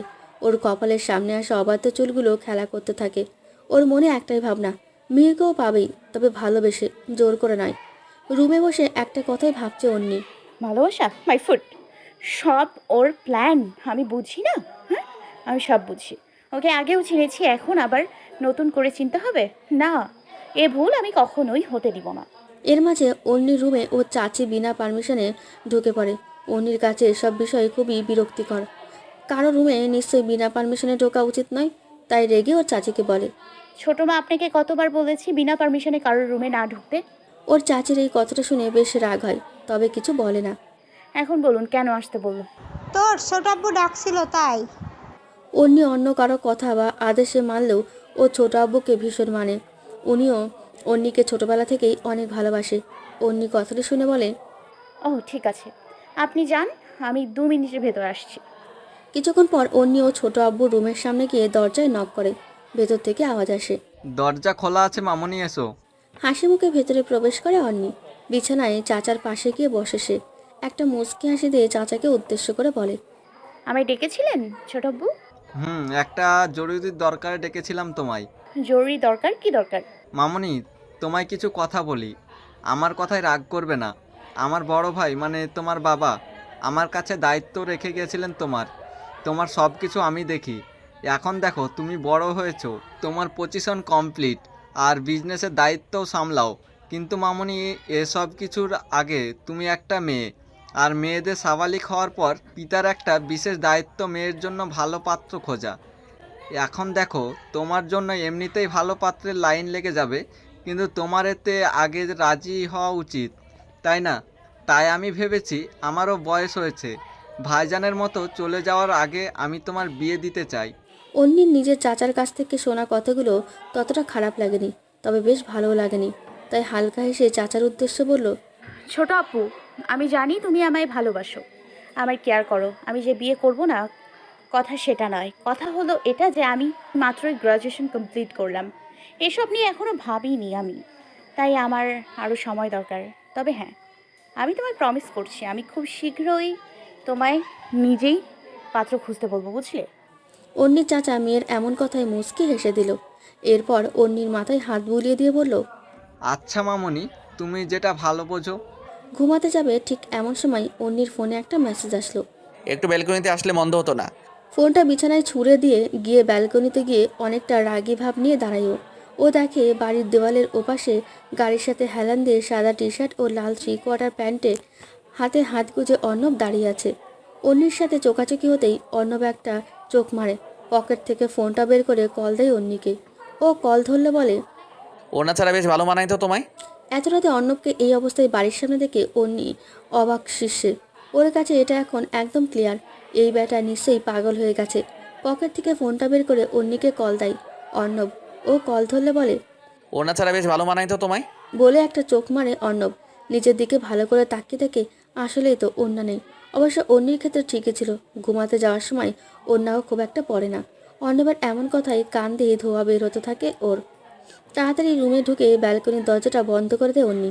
কানে ফোন রয়েছে এবং অর্ণব বলছে, লজ্জা পেলে নাকি? দেখো, এখনই যদি এত লজ্জা পাও তবে বিয়ের পর বাকি জীবন তো পড়েই আছে, তখন কি ঘাস কাটবে? অর্ণবের বলা কথাগুলো ওর সহ্য হচ্ছে না, তাই বলে, দেখুন, আপনি এসব কি শুরু করেছেন বলুন তো? নাকি মরতে চান? যদি ইচ্ছে থাকে বলুন, আমি এক্ষুনি আপনাকে শ্যুট করব। কি যে বলো না, মরা মানুষকে কি আর দ্বিতীয়বার মরতে হয়? আমি তো সে কবেই মরেছি, সেদিন যেদিন থেকে তোমায় ভালোবেসেছি ঠিক সেদিন থেকেই তোমায় ভালোবেসে মরেছি। What rubbish! দেখো, তুমি মানো আর না মানো, এটা শিওর যে তোমার ফিউচার হাজব্যান্ড আমি হব। সো আমায় এইভাবে ইগনোর না করে একটু ভালোবাসো, এতে পরে গিয়ে তোমারই ভালো হবে, অন্তত লজ্জা পেতে হবে না। অন্যি রেগে ফোনটা কেটে দেয়। ব্যালকনির দরজাটা কাছের হওয়ায় অন্যি একবার উকে দেয়। অমনি অর্ণব হাত নাড়িয়ে হাই দেয়। সাথে সাথে অন্যি গিয়ে বিছানায় বসে পড়ে। ওর মনে এখন কেমন যেন একটা অদ্ভুত আবেগ কাজ করছে। ম্যাম, আপনাকে বলেছিলাম না এসব কিছুর সাথে আরও একজন জড়িত আছে। অবশ্যই নিজের কেবিনে দাঁড়িয়ে ফাইল ঘাটছিল অন্যি। তখন ওর পার্সোনাল স্টাফ হাঁপাতে হাঁপাতে এসে বলল কথাটি শুনে অন্যির কপাল কিঞ্চিত পরিমাণে কুঁচকে গেল। ফাইলটা স্বাভাবিকভাবে বন্ধ করে টেবিলে রাখলো। এরপর টেবিলের ওপর রাখা পেপারওয়েট হাতে নিয়ে ঘোরাতে ঘোরাতে গিয়ে চেয়ারে বসলো। স্টাফের হাঁপানো দেখে সামনে রাখা পানি ভর্তি গ্লাসটা তার দিকে এগিয়ে দিল অন্যি। ও স্টাফ একবার অন্যির দিকে ও একবার গ্লাসের দিকে চেয়ে ছো মেরে গ্লাসটি তুলে নিল। এরপর গ্লাসে থাকা সবটুকু পানি সেকেন্ডের মাঝেই শেষ করলো। পানি খাওয়ার ধরন দেখে মনে হলো এবার অন্যি শান্ত গলায় জিজ্ঞেস করলো, নাও টেল মি, সকালের খাবার খেয়েছেন? সামনে থাকা স্টাফ কথাটা শুনে বেশ অবাক হয়, কেননা জরুরি খবরটি না শুনে ম্যাডাম এমন প্রশ্ন কেন করছেন। কথাটি মাথায় ঘুরপাক খেলেও বেশ বুঝে উঠতে পারছে না সে। জি ম্যাম, খেয়েছি। কি খেয়েছেন? স্টাফটি আবারও অবাক হয়, তারপরও উত্তর দেয়, ম্যাম, গরুর গোস্ত। আপনাকে বলতে চাইছিলাম যে গরুর গোশতের আজকাল অনেক দাম হয়েছে, তাই না? সেই স্টাফ ভাবে হয়তো ম্যামের কিছু হয়েছে, নইলে এমন আবল তাবল প্রশ্ন কেন করবেন। জি ম্যাম, কিন্তু আচ্ছা ঠিক আছে, আপনি এখন যান, যদি দরকার পড়ে আমি আপনাকে ডেকে নিব। উনি চলে যাওয়ার পর অন্যি হাতে থাকা পেপারওয়েটটা জানলা দিয়ে বাইরে ছুড়ে মারে। কাহিনীতে নতুন করে কে এলো এটা সে জানে না, তবে সে যাই আসুক নিশ্চয়ই সে পুরাতন কোনো মানুষ বলে অন্যির ধারণা। চেয়ার ছেড়ে উঠে সেলফ থেকে একটা নতুন ডায়েরি বের করে তার থেকে একটা কাগজ ছিঁড়ে নিয়ে বাকি সবগুলো পৃষ্ঠাসহ ডায়েরিটা পুড়িয়ে দেয়। এটা ওর বাবার গিফট করা লাস্ট ডায়েরি ছিল, সবচেয়ে প্রিয় বললে ভুল হবে না। অন্যের ব্যাপারে একটা কথা, যে সে নিজের সবচেয়ে প্রিয় জিনিসগুলো নষ্ট করে ফেলতে প্রচণ্ড ভালোবাসে, তাই এই প্রিয় ডায়েরিটা পুড়িয়ে দেওয়া খুবই নর্মাল ব্যাপার তার কাছে। ওর কথা, কখনো কখনো নিজের সবচেয়ে কিছু প্রিয় জিনিস নিজের থেকে আলাদা করে দিতে হয়, নইলে সেটাতে পরে পছন্দ হলেও ফেলতে খুব কষ্ট হয়। ক্লাসে অনেকটা গ্যাঞ্জাম হচ্ছে, সেটা অবশ্য মিহুই ঘটিয়েছে। আপনাদের বলে রাখি, ভার্সিটিতে থাকলে সেটা অন্যি হলেও মিহুর ক্যারেক্টারে দেখা যাবে। ভার্সিটি বাদে সে শুধুই অন্যি। মিহু ক্লাসে সেই জুড়ে দিয়েছে। অনেক তো হলো ক্লাস, এখন কোথাও গিয়ে ঘুরে আসা যাক, নইলে আমরা তো পাগল হয়ে যাব। না কি বলিস তোরা? বাকিরা সম্মতি দিলেও মিহুর কথাটিতে চৈতি, তিথি ও বিপুলের অনেকটা খারাপ লাগে। ওর ভাবতে পারছে না পিয়াসের মৃত্যুর কয়েকটা দিন পর মিহু এতটা চেঞ্জ হয়ে যাবে। ওরা একদিনে একটা নতুন মিহুকে আবিষ্কার করেছে।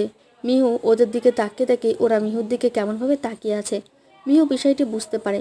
ওদের কাছে গিয়ে বসে চৈতির হাত ধরে হালকা সুরে বলে, আমায় তোরা ভুল বুঝিস না, আমি খুব ভালো করে বুঝতে পারছি তোরা কি নিয়ে ভাবছিস। কিন্তু দেখ, এমনটা কি তোরা আজীবনেই মুখ গোমরা করে থাকবি? পিয়াস তো চলে গেছে, কিন্তু স্মৃতি রেখে গেছে। ওকে তোরা কেন, আমিও খুব মিস করি। তাই বলে কি এভাবে মনমরা হয়ে থাকবি? এমন করলেই পিয়াস ফিরে আসবে। হয়তো তোদের এভাবে থাকায়ও অনেক কষ্ট পাচ্ছে। তাই তোদের কাছে হাত জোর করে বলছি, প্লিজ আর মনমরা হয়ে থাকিস না। আর তোদের জন্যই এই প্ল্যানটা আমার করা, প্লিজ। ওরা কাঁদো কাঁদো চোখে মিহুর দিকে তাকিয়ে আছে। মিহু কিছু না বলে ওদের তিনজনকে একসাথে জড়িয়ে ধরে। ওরা ওকে জাপটে জড়িয়ে ধরে। এবার সবাই মিলে ঠিক করে কাগড়াগাছি বান্দরবান যাবে। এ ব্যাপারে প্রিন্সিপালের সাথে কথা বলতে গেলেই মিহু পড়ে যায় বিপাকে। কারণ প্রিন্সিপাল স্যার ওদের কোনো একজন স্যারকে ছাড়া যেতে দেবে না। ওদিকে ক্লাসের মেয়ে স্টুডেন্টগুলো অর্ণব স্যারকে ছাড়া যাবে না। ছেলে স্টুডেন্টগুলো সেক্ষেত্রে রাজি। ওদের একটাই কথা, ভার্সিটির অন্যান্য টিচারদের চেয়ে অর্ণব স্যার ওয়ার্ল্ড ট্যুর সহ পুরো বাংলাদেশ বেশি ঘুরেছেন। তাই এসব বিষয়ে ওনার অভিজ্ঞতা বেশি। আর যাই হোক, অর্ণব স্যার যাবেই। তাই শেষমেশ ক্লাসমেটদের কথা ভেবে মিহু রাজি হয়ে যায়। কারণ অর্ণবের যাওয়া ও আর আটকাতে পারবে না। ডেট ও স্পট এর ব্যাপারে একদম শিওর হওয়ার পর সবাই যে যার মতো বাড়ি ফিরতে থাকে। ক্লাস থেকে বেরোনোর সময় একটা হাত ওকে আবার ক্লাসের ভেতর টেনে নেয়। কানের কাছে সে ডেভিল কণ্ঠে বলে, আমায় ছেড়ে বান্দরবান যাওয়ার প্ল্যান করছিলেন? মিহু পেছনে ফিরে দেখে অর্ণব খানিকটা ভ্যাবাচাকা খেলেও নিজেকে সামনে নিয়ে উত্তর দেয়, এক্সকিউজ মি, আপনাকে সাথে করে বান্দরবান যাওয়ার প্ল্যান আগে করেছিলাম বুঝি? না সেটা নয়, তবে তুমি না করলেও আমি করেছিলাম। আমাদের বিয়ের পর বান্দরবান ঘুরতে যাব একসাথে। ভাবতেই লজ্জা লাগে। অর্ণব কিছুটা লজ্জা লজ্জা ভাব নিয়ে বলে, আপনার লজ্জা আছে? ও মা, আমি তো ভেবেছিলাম আপনার লজ্জাই নেই। কথাটি অর্ণবকে খানিকটা আঘাত করে।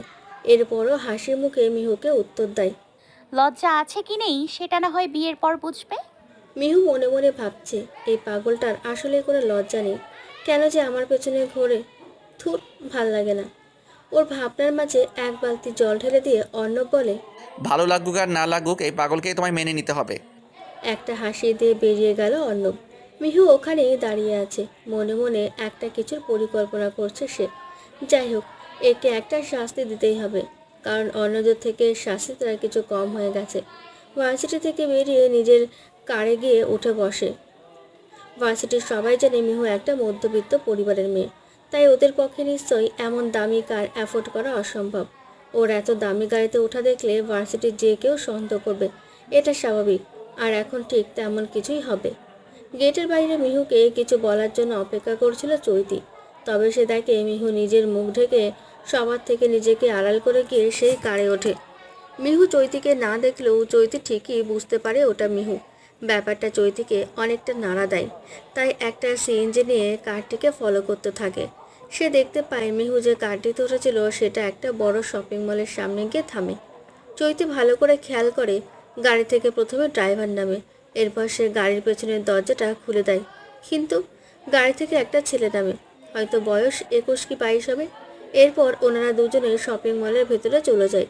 চৈতি সিএনজি থেকে নেমে যায় এবং গাড়ির কাছে গিয়ে ভালো করে দেখে, কিন্তু ভেতরে তো আর কেউই নেই। চৈতি ভাবে, এইটা কি করে সম্ভব? তাহলে মিহু কোথায় গেল?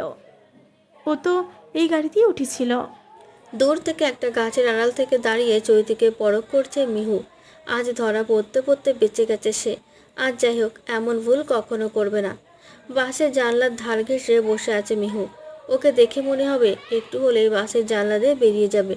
এভাবে বসার কারণটা খুব সিম্পল। পাশে বসে আছে শাহিক অর্ণব। অর্ণব এবার নিজের ইচ্ছেতে মিহুর কাছে বসার প্ল্যান করেনি।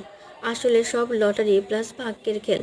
সবাই মিলে সিটে বসার ব্যাপারে লটারি অ্যারেঞ্জ করেছিল, আর ভাগ্যক্রমে অর্ণবের কাছেই মিহুকে বসতে হয়েছে।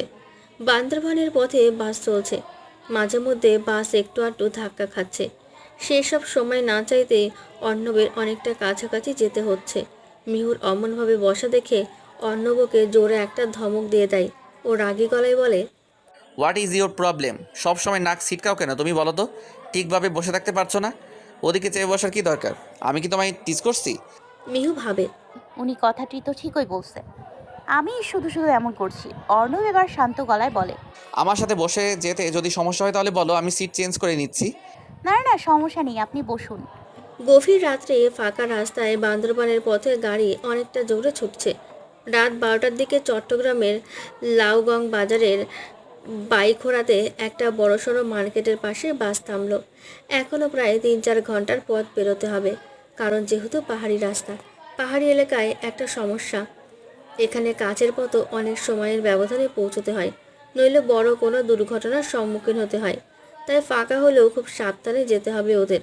সবাইকে আধা ঘন্টার মতো সময় দেওয়া হলো এখানে। কিছু হালকা খাওয়া দাওয়া ও ছোট বড় বাথরুমের কাজ সারার জন্য। তাই সবাই নেমে পড়ে।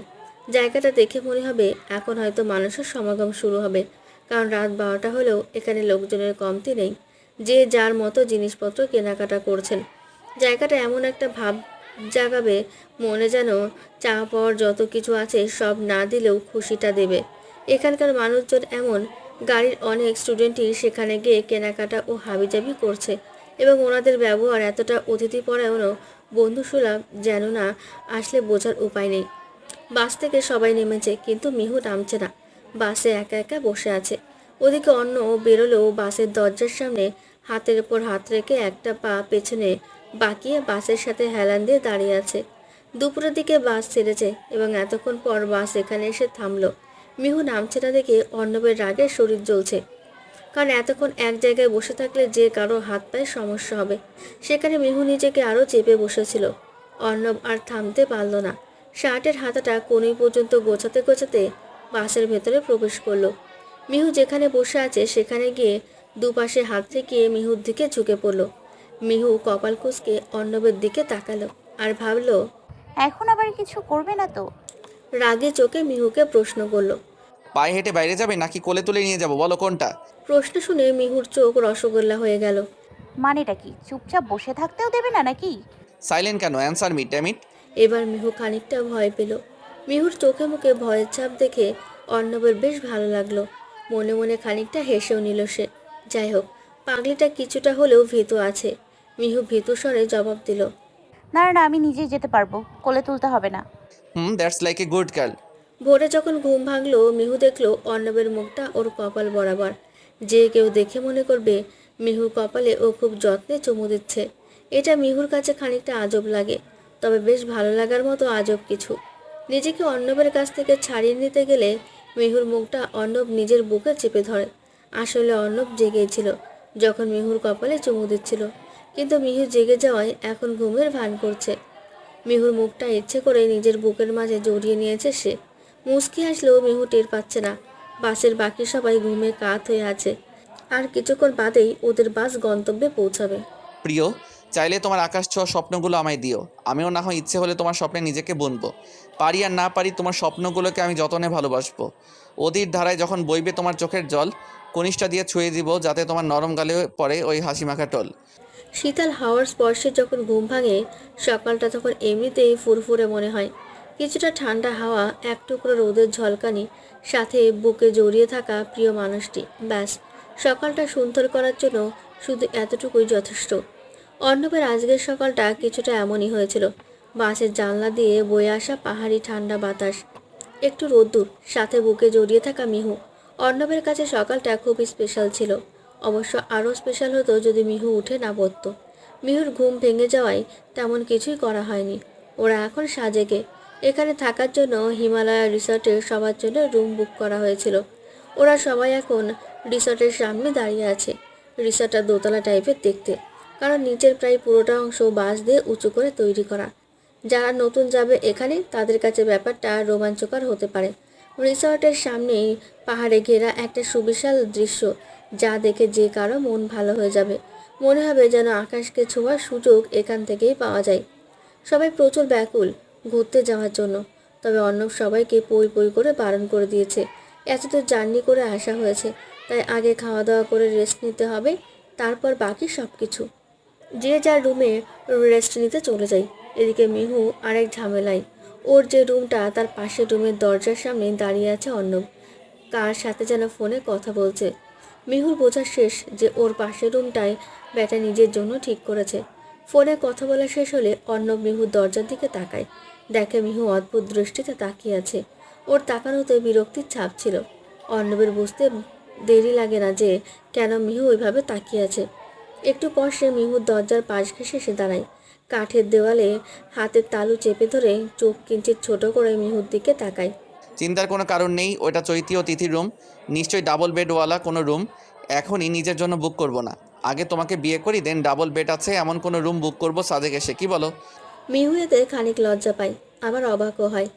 উনি কিভাবে জানলেন যে এই বিষয় নিয়ে ভাবছি? অত ভেবো না, মাথা খারাপ হয়ে যাবে। বলেছিলাম না আলাদা সংযোগ আছে একটা। বুকের বাঁ পাশে হাত দেখিয়ে বলল। মিহু কথা না বাড়িয়ে রুমে ঢুকে দরজাটা বন্ধ করে দেয়। অর্ণব বাইরে চলে আসে, স্নিগ্ধ বাতাসটা মুগ্ধ করার মতো। রিসর্টের বারান্দায় অর্ণব চেয়ারে বসে হাতের উল্টো পিঠ ভাঁজ করে গালের কাছে রেখে দৃষ্টি সামনের দিকে দিয়ে আছে। সামনেই খোলা চুলে ওই মেয়েটি পাহাড়ের দৃশ্যের দিকে চেয়ে আছে। বাতাসে চুলগুলো উড়ছে। মেয়েটার আসল নাম অর্ণি হলেও মিহুকেই অর্ণব ভালোবেসেছে। ভালোবাসার গভীরতা ওর দিক থেকে বাড়ছেই। প্রতিটা দিন যেন সে নতুন করে মিহুর প্রেমে পড়ে। আচ্ছা, এতটা ভালোবাসা মিহু বুঝবে তো, নাকি ওর ভালোবাসাটা অর্ণবকে একটু একটু করে মেরে ফেলবে? পাহাড়ের মধ্যে দিয়ে হাঁটছে সবাই, সবার সামনে অর্ণব ও তার পেছন পেছন সব স্টুডেন্টরা। ওদের গন্তব্য সাজেকের কাংলাক ঝর্ণা। অনেকক্ষণ হয়ে গেল, সবাই প্রায় হাঁটতে হাঁটতে ক্লান্ত হয়ে গেছে। ঝর্ণায় যাওয়ার রাস্তাটা অনেকটা জঙ্গলে ঘেরা ও উঁচু নিচু। একজন স্থানীয় লোক ওদের সবাইকে দিক নির্দেশনা দেওয়ার জন্য রয়েছেন। এরই মাঝে তিথি চিৎকার দিয়ে উঠল। রাস্তাটা অনেকটা পিচ্ছিল হওয়ায় হাঁটতে অসুবিধা হচ্ছিল সবারই, কিন্তু তিথি একেবারে পা মুচকে বসে আছে। অর্ণব তাড়াতাড়ি করে তিথির কাছে গিয়ে বসলো। অর্ণব ওর পা নিজের হাঁটুর উপর রাখলো।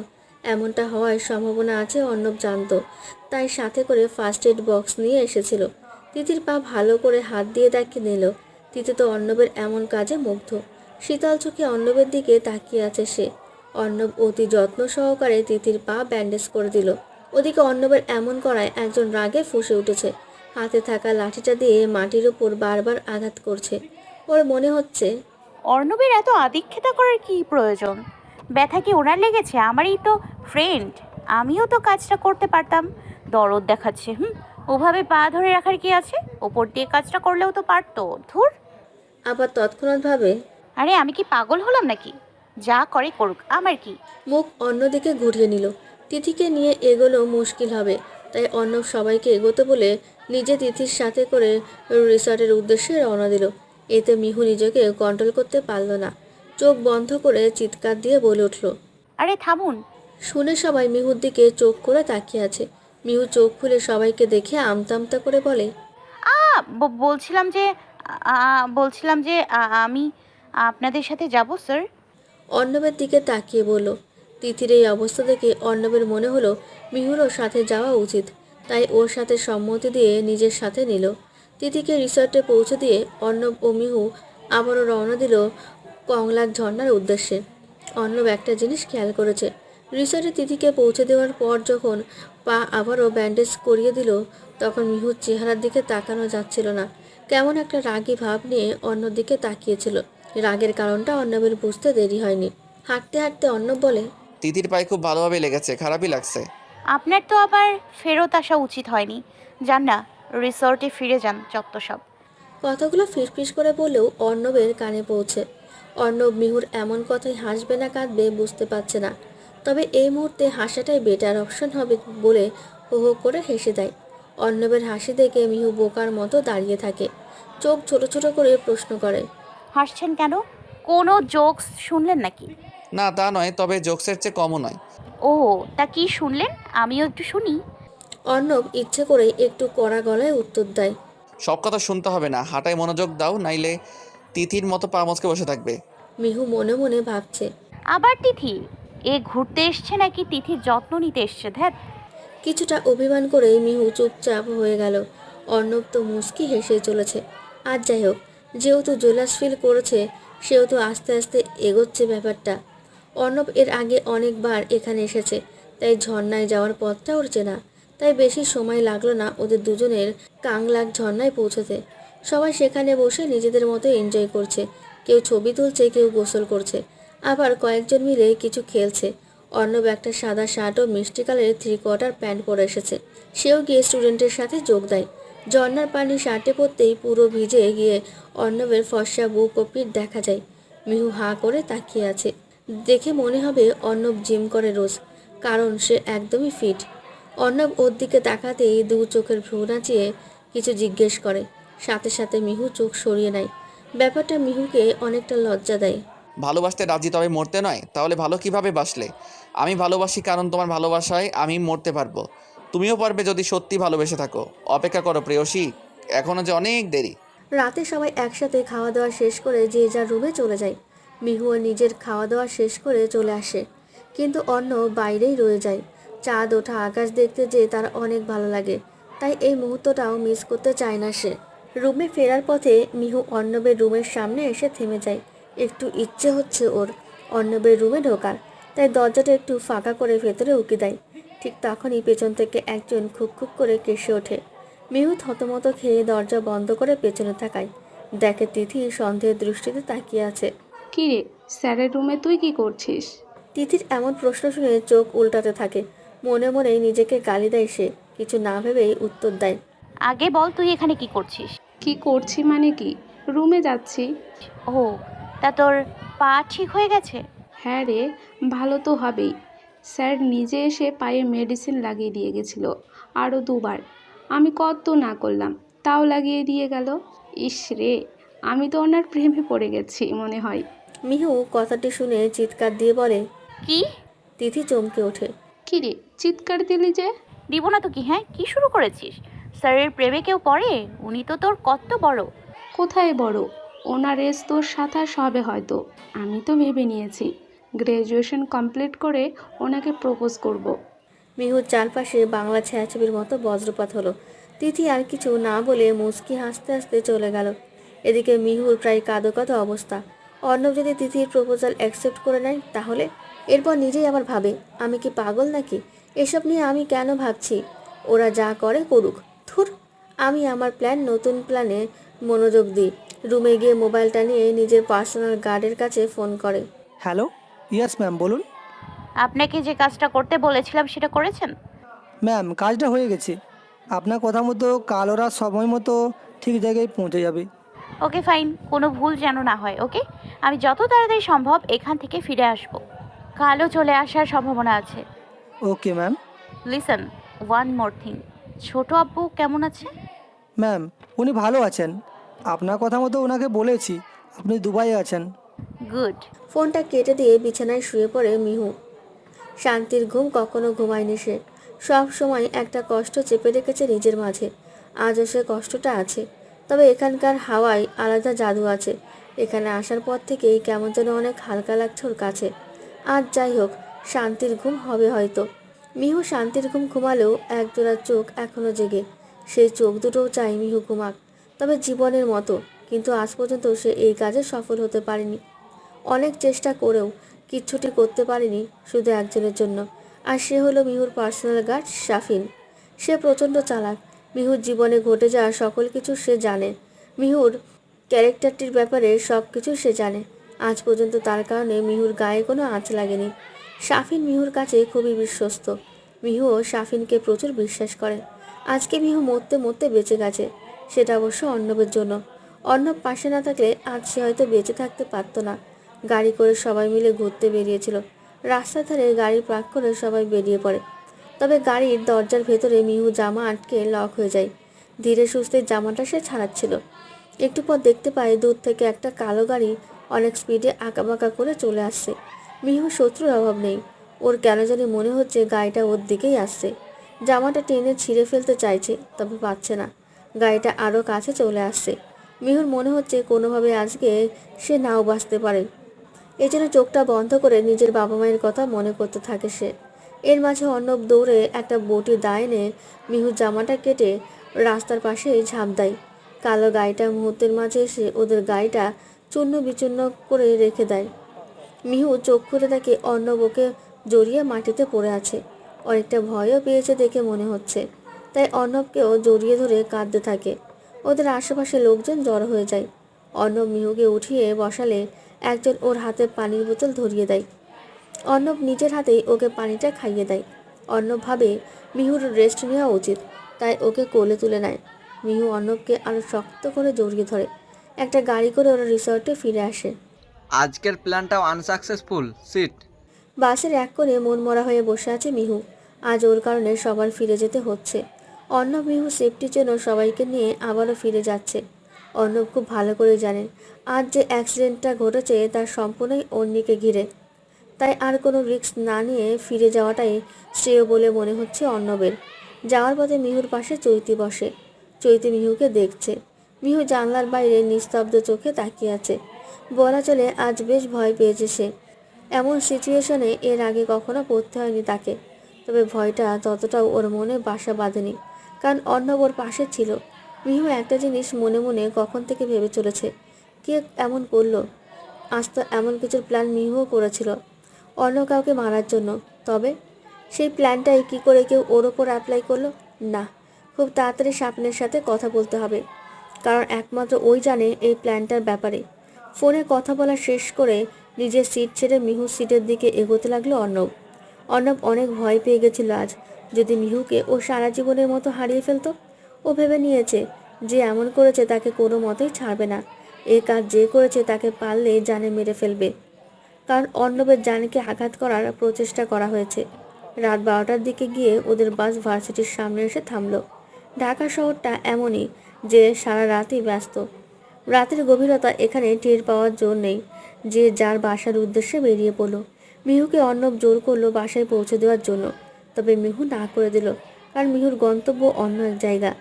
ভার্সিটি থেকে কিছু দূর একলা পথে হেঁটে গিয়ে মোড়ের পাশে দাঁড়িয়ে থাকা কালো মার্সিডিস করে উঠে পড়ল মিহু। কারটি দুটো সেকশনে ভাগ করা। মিহু যে সেকশনে উঠলো সেখানে কিছু ব্ল্যাক কালারের জিন্স শার্ট ও আরও কিছু অ্যাক্সেসরিজ রাখা ছিল। কারের মধ্যে মিহু নিজের লুক ও নিরূপে বদলে নেয়। এরপর গাড়ি করে পৌঁছে যায় ও সেই চেনা জায়গাটিতে। একজন মোটাসোটা করে লোক চেয়ারে বাঁধা অবস্থায় রয়েছে। শাফিন ওর পাশেই হাতে একটা লাঠি নিয়ে দাঁড়িয়ে আছে। লোকটিকে দেখে বেশ ভালোভাবেই বোঝা যাচ্ছে শাফিন ওকে প্রচুর মার মেরেছে। অন্যি দৌড়ে সে শাফিনের হাত থেকে লাঠিটা নিয়ে লোকটির হাতের ডানায় জোরে একটা বাড়ি মেরে দিল। ব্যথায় লোকটি চেঁচিয়ে উঠল। অন্যির সামনে মেরেই চলেছে, অন্যের সমানে মেরেই চলেছে লোকটিকে। মনে হচ্ছে যত রাগ ক্ষোভ লোকটির ওপর হওয়াই উচিত, কারণ এই সে যে চট্টগ্রামে অন্যকে মারার প্রচেষ্টা চালিয়েছিল। হাত থেকে লাঠিটা ফেলে দিয়ে লোকটির চোয়াল চেপে ধরে জিজ্ঞেস করে, হ্যাঁ রে, মরার পাখনা গজিয়েছে তোর? হ্যাঁ, আমায় মারতে এসেছিলি? আচ্ছা, কি করে ভাবলি বলতো যে তোকে আমি ছেড়ে দিব? অবশ্য তোকে ছাড়ার তো প্রশ্নই আসে না। তুই মরবি, সাথে তোর মাস্টার মাইন্ড বসও। দাঁতে দাঁত চেপে কথাগুলো বলল অন্যি। আজ শাফিন বেশ চমকে গেছে অন্যিকে এভাবে দেখে। এর আগে এতটা হিংস্র অন্যিকে দেখেনি সে। শাফিনকে উদ্দেশ্য করে অন্যি বলল, ওর ওপরে যে আছে তার নাম আমার চাই, গট ইট। শাফিন মাথা নাচিয়ে হ্যাঁ সূচক জবাব দেয়। এটা দেখে রাগে ফুঁসতে ফুঁসতে চলে আসে বাইরে। ড্রাইভারকে বিদায় দিয়ে নিজেই গাড়ি নিয়ে বেরিয়ে পড়ে। একটু পর গাড়িটা নিজের আলিশান বাংলার সামনে এসে দাঁড় করায়। রাত হয়ে গেছে, তাই বাড়ির কারোর সাথে কথা না বলেই ঘরে ঢুকে পড়ে। ভালোবাসি ভালোবাসি, আপনাকে অনেক ভালোবাসি। এবার যে আমিও মরছি আপনার ভালোবাসায়। কি আছে এই ভালোবাসা নামক শব্দটাতে? অন্য জগতের সুখ দেয়, অন্য রকম অনুভূতি জাগায়। আচ্ছা, আপনাকে তো আমি পছন্দ করতাম না, তাহলে ভালোবাসলাম কি করে বলুন তো? কি বলো তো অর্ণি, ভালোবাসা জিনিসটাই এমন, অপছন্দকেও প্রিয় বানিয়ে দেয়। হ্যাঁ, আমারও তাই মনে হচ্ছে। আমিও তোমায় অনেক ভালোবাসি মিহু। তোমায় নিজের কাছে আগলে রাখতে চাই, আরও বেশি ভালোবাসতে চাই তোমায়। তুমি কি আমায় সেই সুযোগ করে দেবে? কেন দিব না? আমিও যে আপনাকে ভালোবাসি, সারাটা জীবন আপনার সাথে একসাথে কাটাতে চাই। বলেই অর্ণবকে জড়িয়ে ধরে অন্যি। সাথে সাথে একটা গুলির আওয়াজ হয়। চমকে ওঠে ঘুম থেকে জেগে শোয়া থেকে বসে পড়ে সে। রুমে এসি থাকা সত্ত্বেও ঘেমে উঠেছে সে। এমন স্বপ্ন মানে কি ছিল এমন স্বপ্নের? আর ওই গুলির আওয়াজ সব কিছু কি বোঝাতে চাচ্ছিল? সব কিছু মাথার উপর দিয়ে যাচ্ছে ওর। কাল রাতে ওই লোকটাকে মারার সাইড এফেক্ট হয়তো এটা ছিল। অবশ্য একটা জিনিস ভেবে সে মুচকি হাসছে। অর্ণবকে সে স্বপ্নের মাঝে ওইভাবে ইস ভাবতেই লজ্জা লাগছে। সব চিন্তা মাথা থেকে ঝেড়ে ফেলে ওয়াশরুমে গিয়ে ফ্রেশ হয়ে আসে। রেডি হয়ে রুমের বাইরে পা রাখে। নিচতলার ড্রয়িং রুমে বসে ওর চাচা ও চাচি চা খাচ্ছিল ও খবর পড়ছিল। তখনই অন্যিকে সিঁড়ি দিয়ে নামতে দেখে চমকে ওঠে। হাত থেকে খবরের কাগজ রেখে উঠে এসে জিজ্ঞেস করে, কিরে মা, কখন এলি তুই? আর আমাদের জানাসনি?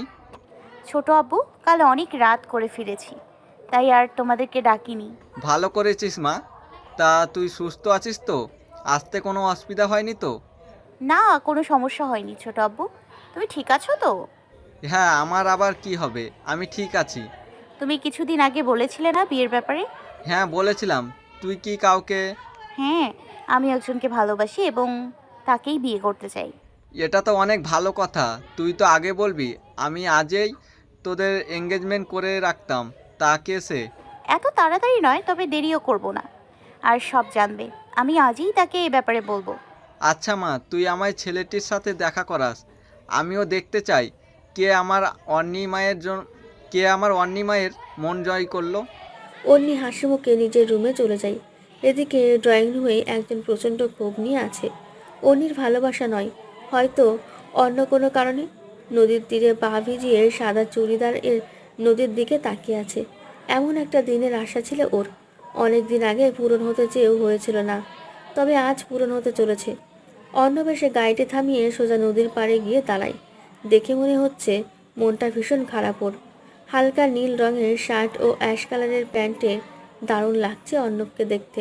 অন্যও আজ মিহুর রূপে এসেছে। ভালোবেসে ফেলেছে অর্ণবকে, সেটা ওর কাছে অজানা নয়। এবার দেরি না করে বলে দেওয়াটাই শ্রেয় বলে মনে হচ্ছে অন্যির। পানিতে পা নাচিয়ে নাচিয়ে খেলা করছে দেখে অর্ণবের ঠোঁটের কোণে হাসি ফুটে ওঠে। পেছন থেকে ডাক দেয়। অনি। নামটা শুনে হালকা খারাপ লাগে অন্যির, কারণ ও চেয়েছিল আজ ওকে মিহু বলে ডাকুক অর্ণব। তবুও এমন একটা অনুভূতি মেশানোর সন্ধ্যায় অন্য কিছু না ভেবে পেছনে ফিরে তাকায় অন্যি। অর্ণবকে আজ কেমন অগোছালো লাগছে ওর। পোশাক পরিচ্ছদে পরিপাটি হলেও চেহারা দেখে বেশ বিষণ্ণ মনে হচ্ছে ওর। অর্ণব, আপনি কি ঠিক আছেন? এই প্রথম নিজের নাম ভালোবাসার মানুষটির মুখে শুনে বুকে সুখের হাওয়া বয়ে গেল। হ্যাঁ, আমি ঠিক আছি। আপনিও বুঝতে পারছেন আমি আপনাকে কেন এখানে ডেকেছি। নিশ্চুপ। অর্ণব, আমি আপনাকে ভালোবেসে ফেলেছি। ভালোবাসার অনুভূতিতে আমিও তলিয়ে যাচ্ছি। একটা সুখের আভাস পাচ্ছি আমি আপনাকে ভালোবেসে। আপনি কি আমায় আপনাকে আরও ভালোবাসার সুযোগ করে দেবেন? আচ্ছা অর্ণব। অর্ণব কিছু না বলে শুধু মাথা নাড়িয়ে সম্মতি জানায়। অন্যি আর কিছু না বলে দৌড়ে এসে জড়িয়ে ধরে অর্ণবকে। অর্ণবের চোখের কোণ বেয়ে এক ফোঁটা জল গড়িয়ে পড়ে। হঠাৎই গুলির আওয়াজে নদীর তীরে বসা বক পাখিগুলো উড়ে যায়। অর্ণব আরও শক্ত করে জড়িয়ে ধরে অন্যিকে। তবে অন্যির হাত হালকা হয়ে আসে। অন্যি হেলে পড়ে যায়। এদিকে কান্নামাখা চোখে অর্ণব ওকে পড়ে যেতে নিলেই ধরে ফেলে। অন্যির সাদা চুড়িদারটি লাল রক্তে মাখামাখি হয়ে গেছে। অর্ণবের দিকে তাকিয়ে অন্যির শেষোক্ত একটা কথা বলে, আমি তো সত্যিই ভালোবেসে মরেছি। অন্যির চোখের কোণ বেয়ে এক ফোঁটা জল গড়ায়। আস্তে করে নদীর তীরে অন্যিকে শুইয়ে দিয়ে হাতে থাকা রিভলভারটি নদীতে ছুঁড়ে মারে অর্ণব। এরপর অন্যির কপালে আলতো একটা চুমুদ এঁকে দিয়ে গাড়িতে করে চলে যায়। অন্যি সেখানেই পড়ে থাকে। একজোড়া চোখ এতক্ষণ সব কিছু পরখ করছিল। অর্ণব চলে গেলেই একটা শয়তানি হাসি দিয়ে সেই চোখ জোড়ার মালিকও চলে যায়। প্রচুর রক্ত ছড়ার ফলে শরীরটা অনেকটা দুর্বল হয়ে আছে অন্যির। 1 মাসের মতো হয়ে গেল সে নিজের রুমের বেডে শুয়ে দিন কাটাচ্ছে। সাথে চাচি, চাচা ও শাফিন রয়েছে। এর মাঝে একটিবারের জন্য অর্ণবর খোঁজ নিতে আসেনি। শাফিন অর্ণবকে খুঁজে মারতে চাইলে অন্যিই বারণ করেছিল। অর্ণব ওর সাথে খেললেও অন্যিই জিতে গেছে। নিজের ভালোবাসার কাছে জিতে গেছে সে। এমনিতে হাঁটাচলা নিজে নিজেই করতে পারে অন্যি, এতে কারো সাহায্যের প্রয়োজন পড়ে না। তবে এখনো পর্যন্ত বাড়ির বাইরে যাওয়াটা হয়ে ওঠেনি। তবে আর এইভাবে থাকতে পারছে না সে। তাই শাফিনকে বলে নদীর পাড়ে যাওয়ার বায়না ধরে, যেখানে অন্যিকে শ্যুট করে রক্তাক্ত অবস্থায় ফেলে চলে গেছিল অর্ণব। আজকে আরও একবার সেখানকার হাওয়ার ঘ্রাণ পেতে ইচ্ছে হচ্ছে ওর। শাফিনও নিয়ে যেতে রাজি হয়। শাফিন ড্রাইভ করছে এবং অন্যি জানলার ধারে খোলা চুল উঠতে দেখছে। আচ্ছা অর্ণব কি একটা বারও খোঁজ নিতে আসেনি? নিজের হাতেই মেরে উধাও হয়ে গেল কোথায়? কই, ওই তো বলতো অনেক ভালোবাসি। সেসব কথাগুলো কোথায় হারিয়ে গেল মুহূর্তের মাঝে? নাকি সব মিথ্যে ছিল? সবই একটা ছলনা ছিল। আমি তো এতটাও ছল করিনি ওর সাথে। অতীতের কষ্টটাকে একটুখানি বোঝানোর জন্যই প্রথমে ওর মনটা ভেঙেছিলাম।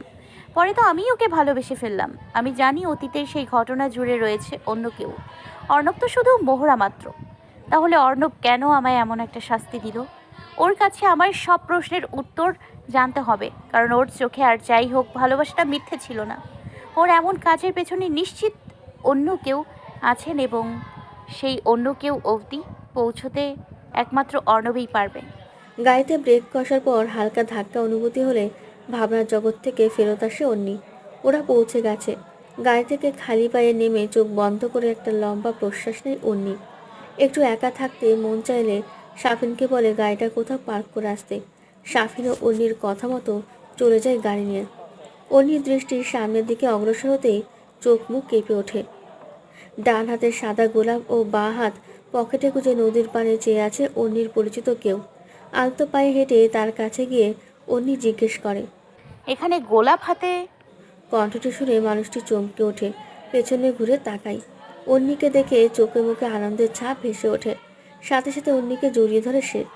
পেটে ব্যথা অনুভূত হওয়ায় আহ বলে ওঠে অন্নি। খুব ট্রিক করেই মেরেছিলেন। আগে থেকেই জানতেন তাই না? কোথায় গুলিটা করলে পরে আর কিছু বলার আগেই অন্নির কোমল ঠোঁট জোড়া নিজের দখলে নিয়ে নেয় অর্ণব। আর কিছু বলার সুযোগ থাকে না অন্নির। কিছুক্ষণ পর ছেড়ে দিলেই অন্নিকে শক্ত করে জড়িয়ে ধরে সমস্ত ওর মুখে চুমু দিতে থাকে অর্ণব। যেন 1 মাসের জমানো ভালোবাসা একদিনে প্রকাশ পাচ্ছে। হাতের সাদা গোলাপটি অন্নির কানে গুঁজে দিয়ে অর্ণব বলে, ভালোবাসি। শাফিন গাড়ি পার্ক করতে এসে পড়েছে এক বিপাকে। আসার পথে গাড়ির টায়ারের সমস্যা হয়ে গেছে। ওদিকে অন্নি একা রয়েছে আরেক টেনশন। তাই শাফিন চেষ্টা করে যত তাড়াতাড়ি পারে অন্নির কাছে গিয়ে পৌঁছানোর। আচ্ছা, আপনাকে একটা কথা জিজ্ঞেস করব। অর্ণবের চোখের দিকে তাকিয়ে অন্নি কথাটি বলে। অর্ণবকে দেখে সেই আগের অর্ণবের মতো লাগছে না ওর। 1 মাসের চেহারাটার অবস্থায় পাল্টে গেছে। বলো। আপনি কি স্বেচ্ছায় আমায় গুলি করেছিলেন? অর্ণব অন্নির এই প্রশ্নটি শুনতে চেয়েছিল, কারণ এতটা দিন এই প্রশ্নের উত্তর দেওয়ার অপেক্ষাতেই ছিল সে। তোমার কি মনে হয় কে গুলি করেছিল?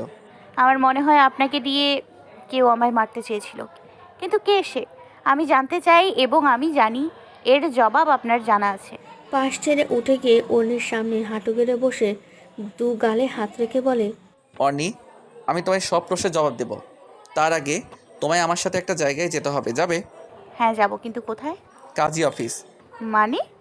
অনেকটা চিন্তিত মুখে বলল, হ্যাঁ অর্নি, আজকেই তোমায় আমি বিয়ে করতে চাই।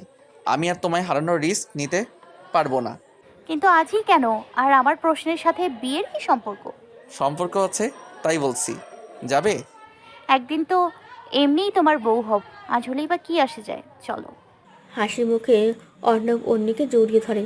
এরপর দুজনে হাত ধরে গিয়ে গাড়িতে উঠে কাজী অফিসের উদ্দেশ্যে চলে যায়। ওদিকে শাফিনের কাজ শেষ হলে নদীর পাড়ে এসে দেখে অন্নি কোথাও নেই। রেজিস্ট্রি পেপারে সাইন করে লিগালি ম্যারিড হাজব্যান্ড ওয়াইফ হিসেবে অন্নি ও অর্ণবের সম্পর্কে নতুন একটা পরিচয় হলো। খুবই খুশি আজ ওরা। তবে অন্নির খারাপ লাগছে ছোট আব্বুকে বলা হলো না কিছুই। দুজনে মিলে নতুন জীবনে শুরু করলো আজ থেকে। তবে তার আগে কারো জীবন নিয়ে খেলতে হবে ওদের দুজনকেই। বিয়ের রেজিস্ট্রিটা সম্পূর্ণ হলেই ওরা সেখান থেকে বেরিয়ে আসে। গাড়ির সামনে এসে অর্ণব অন্নিকে বলে, আমি এখন তোমায় সেই ব্যক্তিটির সামনে নিয়ে যাব যে তোমায় আমার থেকে কেড়ে নিতে চেয়েছিল। তবে তার আগে তোমার চোখে একটা কালো কাপড় বাঁধতে হবে। কালো কাপড় কেন? এটা একটা সারপ্রাইজও বলা চলে, তাই আমি চাই এভাবে না দেখে চোখটা বেঁধে দিতে। ওকে ওকে দিন। পকেট থেকে একটা কালো কাপড় বের করে অন্নির চোখটা বেঁধে দেয় অর্ণব। এরপর গাড়ি করে চলে যায় নিজেদের গন্তব্যের দিকে। কালো কাপড়ে মোড়ানো চোখ খুলে দিতেই অন্নির সামনে থাকা মানুষটিকে দেখে স্তব্ধ। অর্ণবের কাছে শিওর হওয়ার জন্য জানতে চাইলে বলে, ইনি সেই ব্যক্তি যে তোমায় শ্যুট করার জন্য বলেছিলেন, এবং আমার বাবা। বাবা? অর্ণব ভাঙা গলায় জবাব দেয়, হ্যাঁ, আমার বাবা, যে সম্পত্তির লোভে নিজের ছেলের ভালোবাসাকে মেরে দিতে চেয়েছিল। 4 বছর পূর্বে আজ বাংলাদেশের অন্যতম রিয়েল এস্টেট কোম্পানির মালিক আবরার আনাফের জন্মদিন। আজ অন্নি মেনশনে এতটা শোরগোল আনন্দ হলেও আনাফ সাহেবের মনটা ভার হয়ে আছে। আজ এই খুশির দিনে ওনার মেয়ে পাশে নেই, কারণ সে লন্ডনে নিজের গ্র্যাজুয়েশন করছে। তবে আজকে মেয়ের আসার কথা ছিল, তবে এখনও এসে পৌঁছলো না। আবরার আনাফ ছুরি হাতে দাঁড়িয়ে আছে বিশাল একটা কেকের সামনে। ওনার পাশে 2 বছরের ছোট্ট ভাই আশরাফ আহমেদ দাঁড়িয়ে আছে। কেক কাটার কথা বলেই আনাফ সাহেব বারবার মাথা নিচু করছেন। আর কোনো উপায় না পেয়ে কেকটা কাটলেন উনি। মেয়ে অন্যির ফোন আসলো, সে নাকি রাত 2টোর আগে আসতে পারবে না, কারণ বৃষ্টির কারণে ফ্লাইট কিছু সময় পিছিয়ে দিয়েছে। কেক কাটার পর নিজের বন্ধু বান্ধবদের নিয়ে টেবিলে বসলেন আনাফ সাহেব, যেখানে ছিলেন ওনার ছোট ভাই আশরাফ। নিজের মেয়ের বিয়ে ঠিক করে রেখেছেন, যার সাথে ফাতিম আদনান। রাজনৈতিকভাবে জড়িত আনাফ সাহেবের কাছের একজন মানুষ ও গার্ড বলা চলে পিয়াস আহমেদ। খুব অল্প বয়সে সাকসেসফুল একজন বিজনেসম্যান জেরিন সরকার ও আনাফ সাহেবের পার্সোনাল 3জন গার্ড। আনাফ সাহেব এদের সবাইকে মনের প্রাণে বিশ্বাস করেন। তবে আজ যে ওনার মৃত্যু এরাই হাতে করে নিয়ে এসেছে তা আনাফ সাহেব জানেন না। সবাই মিলে বাড়ির পেছনে গার্ডেনে বসে সবাই ড্রিঙ্ক করছে। স্যার, আপনার মেয়ে আসলো না যে? ওর ফ্লাইটটা কয়েক ঘন্টা পিছিয়ে গেছে, তাই আসতে একটু লেট হবে ওর। মেয়ে নেই তো কি হয়েছে, হবু জামাই তো আছে, তাই না? আলাপ করুন সবাই। একটা কল আসায় আদনান উঠে যায়। আঙ্কেল, ওর নিয়াজ কখন আসবে? ও তো বলল রাত 2টো বাজবে। ওহ, তাহলে তো আমাদের কাজটা বেশ সহজেই হয়ে যাবে। কি বলেন ছোট আঙ্কেল? আশরাফ সাহেবের দিকে তাকিয়ে হালকা ভ্রুকুচকে হাসি মুখে পিয়াসকে বলে, কি কাজ পিয়াস? সেটা এখনই বুঝে যাবেন। বলার সাথে সাথেই আনাফ সাহেবের পেছনে দাঁড়িয়ে থাকা গার্ড একটা লাঠির সাহায্যে ওনার মাথায় বাড়ি মারে। তৎক্ষণাৎ উনি আহা বলে চিৎকার দিয়ে ওঠেন। আনাফ সাহেবের এমন চিৎকার করায় ফোনে কথা বলতে থাকা আদনান দৌড়ে চলে আসে। এসে দেখে আনাফ সাহেব মাথায় হাত দিয়ে মাটিতে গড়াগড়ি খাচ্ছেন। আদনান ওদেরকে থামাতে গেলে দূর থেকে একজন ওর বুকে গুলি করে। সামনের দিকে তাকিয়ে দেখেন ছোট চাচা আশরাফ সাহেব পিস্তল হাতে দাঁড়িয়ে আছেন। সেই মুহূর্তে আদনান গোংরাতে গোংরাতে মারা যায়। ওদিকে সবাই মিলে আনাফ সাহেবকে ইচ্ছে মতো মেরে রক্তাক্ত করে ফেললেন। আনাফ সাহেব ও আদনান সেদিন সেখানেই মারা যায়। যারা এই দুজনকে মেরেছে তাদের মূল উদ্দেশ্য আনাফ সাহেবের কোম্পানির মালিক হওয়া, এবং সেটা আনাফ সাহেবের বেঁচে থাকলে সম্ভব নয়। তাই তো অনেক দিনের প্ল্যানটা আজকে পূরণ করলেন। এসব মারার প্ল্যান আশরাফ সাহেবের ছেলে শাহেক অর্ণব করেছিল। আশরাফ সাহেব অনেক আগেই একজন মেয়েকে প্রেমের জালে ফাঁসিয়ে মিথ্যে বিয়ে করেছিলেন, যার ফলে ছেলের সন্তান হিসেবে অর্ণব হয়েছিল। আশরাফ সাহেব কখনোই অর্ণবের ভালো চাননি, আজও চান না। তাই তো মূল প্ল্যানের জায়গায় অর্ণবকে রেখেছেন। কাজ হয়ে গেলে আশরাফ সাহেব সবাইকে বলেন কয়েক মাসের জন্য অন্য কোথাও চলে যেতে, কারণ অন্য আসার পর অন্য ড্রামা শুরু করতে হবে। আশরাফ সাহেবের কথায় সায় দিয়ে সবাই চলে যায়। এরপর নিজেই নিজের শরীরে আঘাত করেন, এবার অজ্ঞান অবস্থায় পড়ে থাকেন আদনান ও আনাফ সাহেবের পাশে। পরের দিন হাসপাতালে বেডে নিজেকে আবিষ্কার করেন আশরাফ সাহেব। পাশেই মাথায় হাত দিয়ে বসে আছে অন্নি। চাচার জ্ঞান ফিরেছে দেখে ওনার কাছে গিয়ে বসে জিজ্ঞেস করলো অন্নি, ছোট আব্বু, এক রাতের মাঝে কি থেকে কি হয়ে গেল, কিভাবে হলো, কারা করলো এমন? আশরাফ সাহেব এবার বুদ্ধি খাটায়। নিজের নাম বাদে বাকি সবার নাম এই ঘটনায় যুক্ত করেন, কারণ উনি জানেন অন্নি কতটা ভয়ঙ্কর, সহজে ওদের ছাড়বে না। তাই সবার ব্যাপারেই কান্নাজড়িত কণ্ঠে বলে দেয়। অন্নি নিজের ছোট্ট আব্বুকে প্রচুর বিশ্বাস করে, তাই এবারও দেরি না করে সব কটাকে মাটিতে পোতার ব্যবস্থা করে। নিজের পার্সোনাল গার্ড শাফিনকে দিয়ে সকল খবরাখবর বের করে। সবাইকে খতম করার উদ্দেশ্যে ঢাকায় আসে। এরপর থেকে একটা একটা করে সবাইকে মারে। চাচা বলেছিল শাইক অর্ণব নামে একজন আছে যে পুরো প্ল্যানটার সাথে যুক্ত। তাকে অন্যভাবে ফাঁসানোর জন্য মিহুরূপে ভার্সিটিতে ভর্তি হয়ে আছে। ওদিকে আশরাফ সাহেব অর্ণবকে বলেছিলেন ওনাকে অন্যি মেরে জখম করেছিলেন, তাই তো অন্যির উপর এতটা রাগ অর্ণবের। বর্তমান নিজের চাচাকে সামনে দেখে অবাক অন্যি। তার মানে ছোট আব্বুই এসব কিছু করেছেন। কী করে করতে পারলেন উনি এত বড় বিশ্বাসঘাতকতা? অবশ্য টাকার কাছে বড় বড় মানুষ এমন। আর যেখানে অন্যির বাবার কোটি কোটি টাকার সম্পত্তি, অর্ণবও জেনে গেছে নিজের বাবার কুকর্মের ব্যাপারে।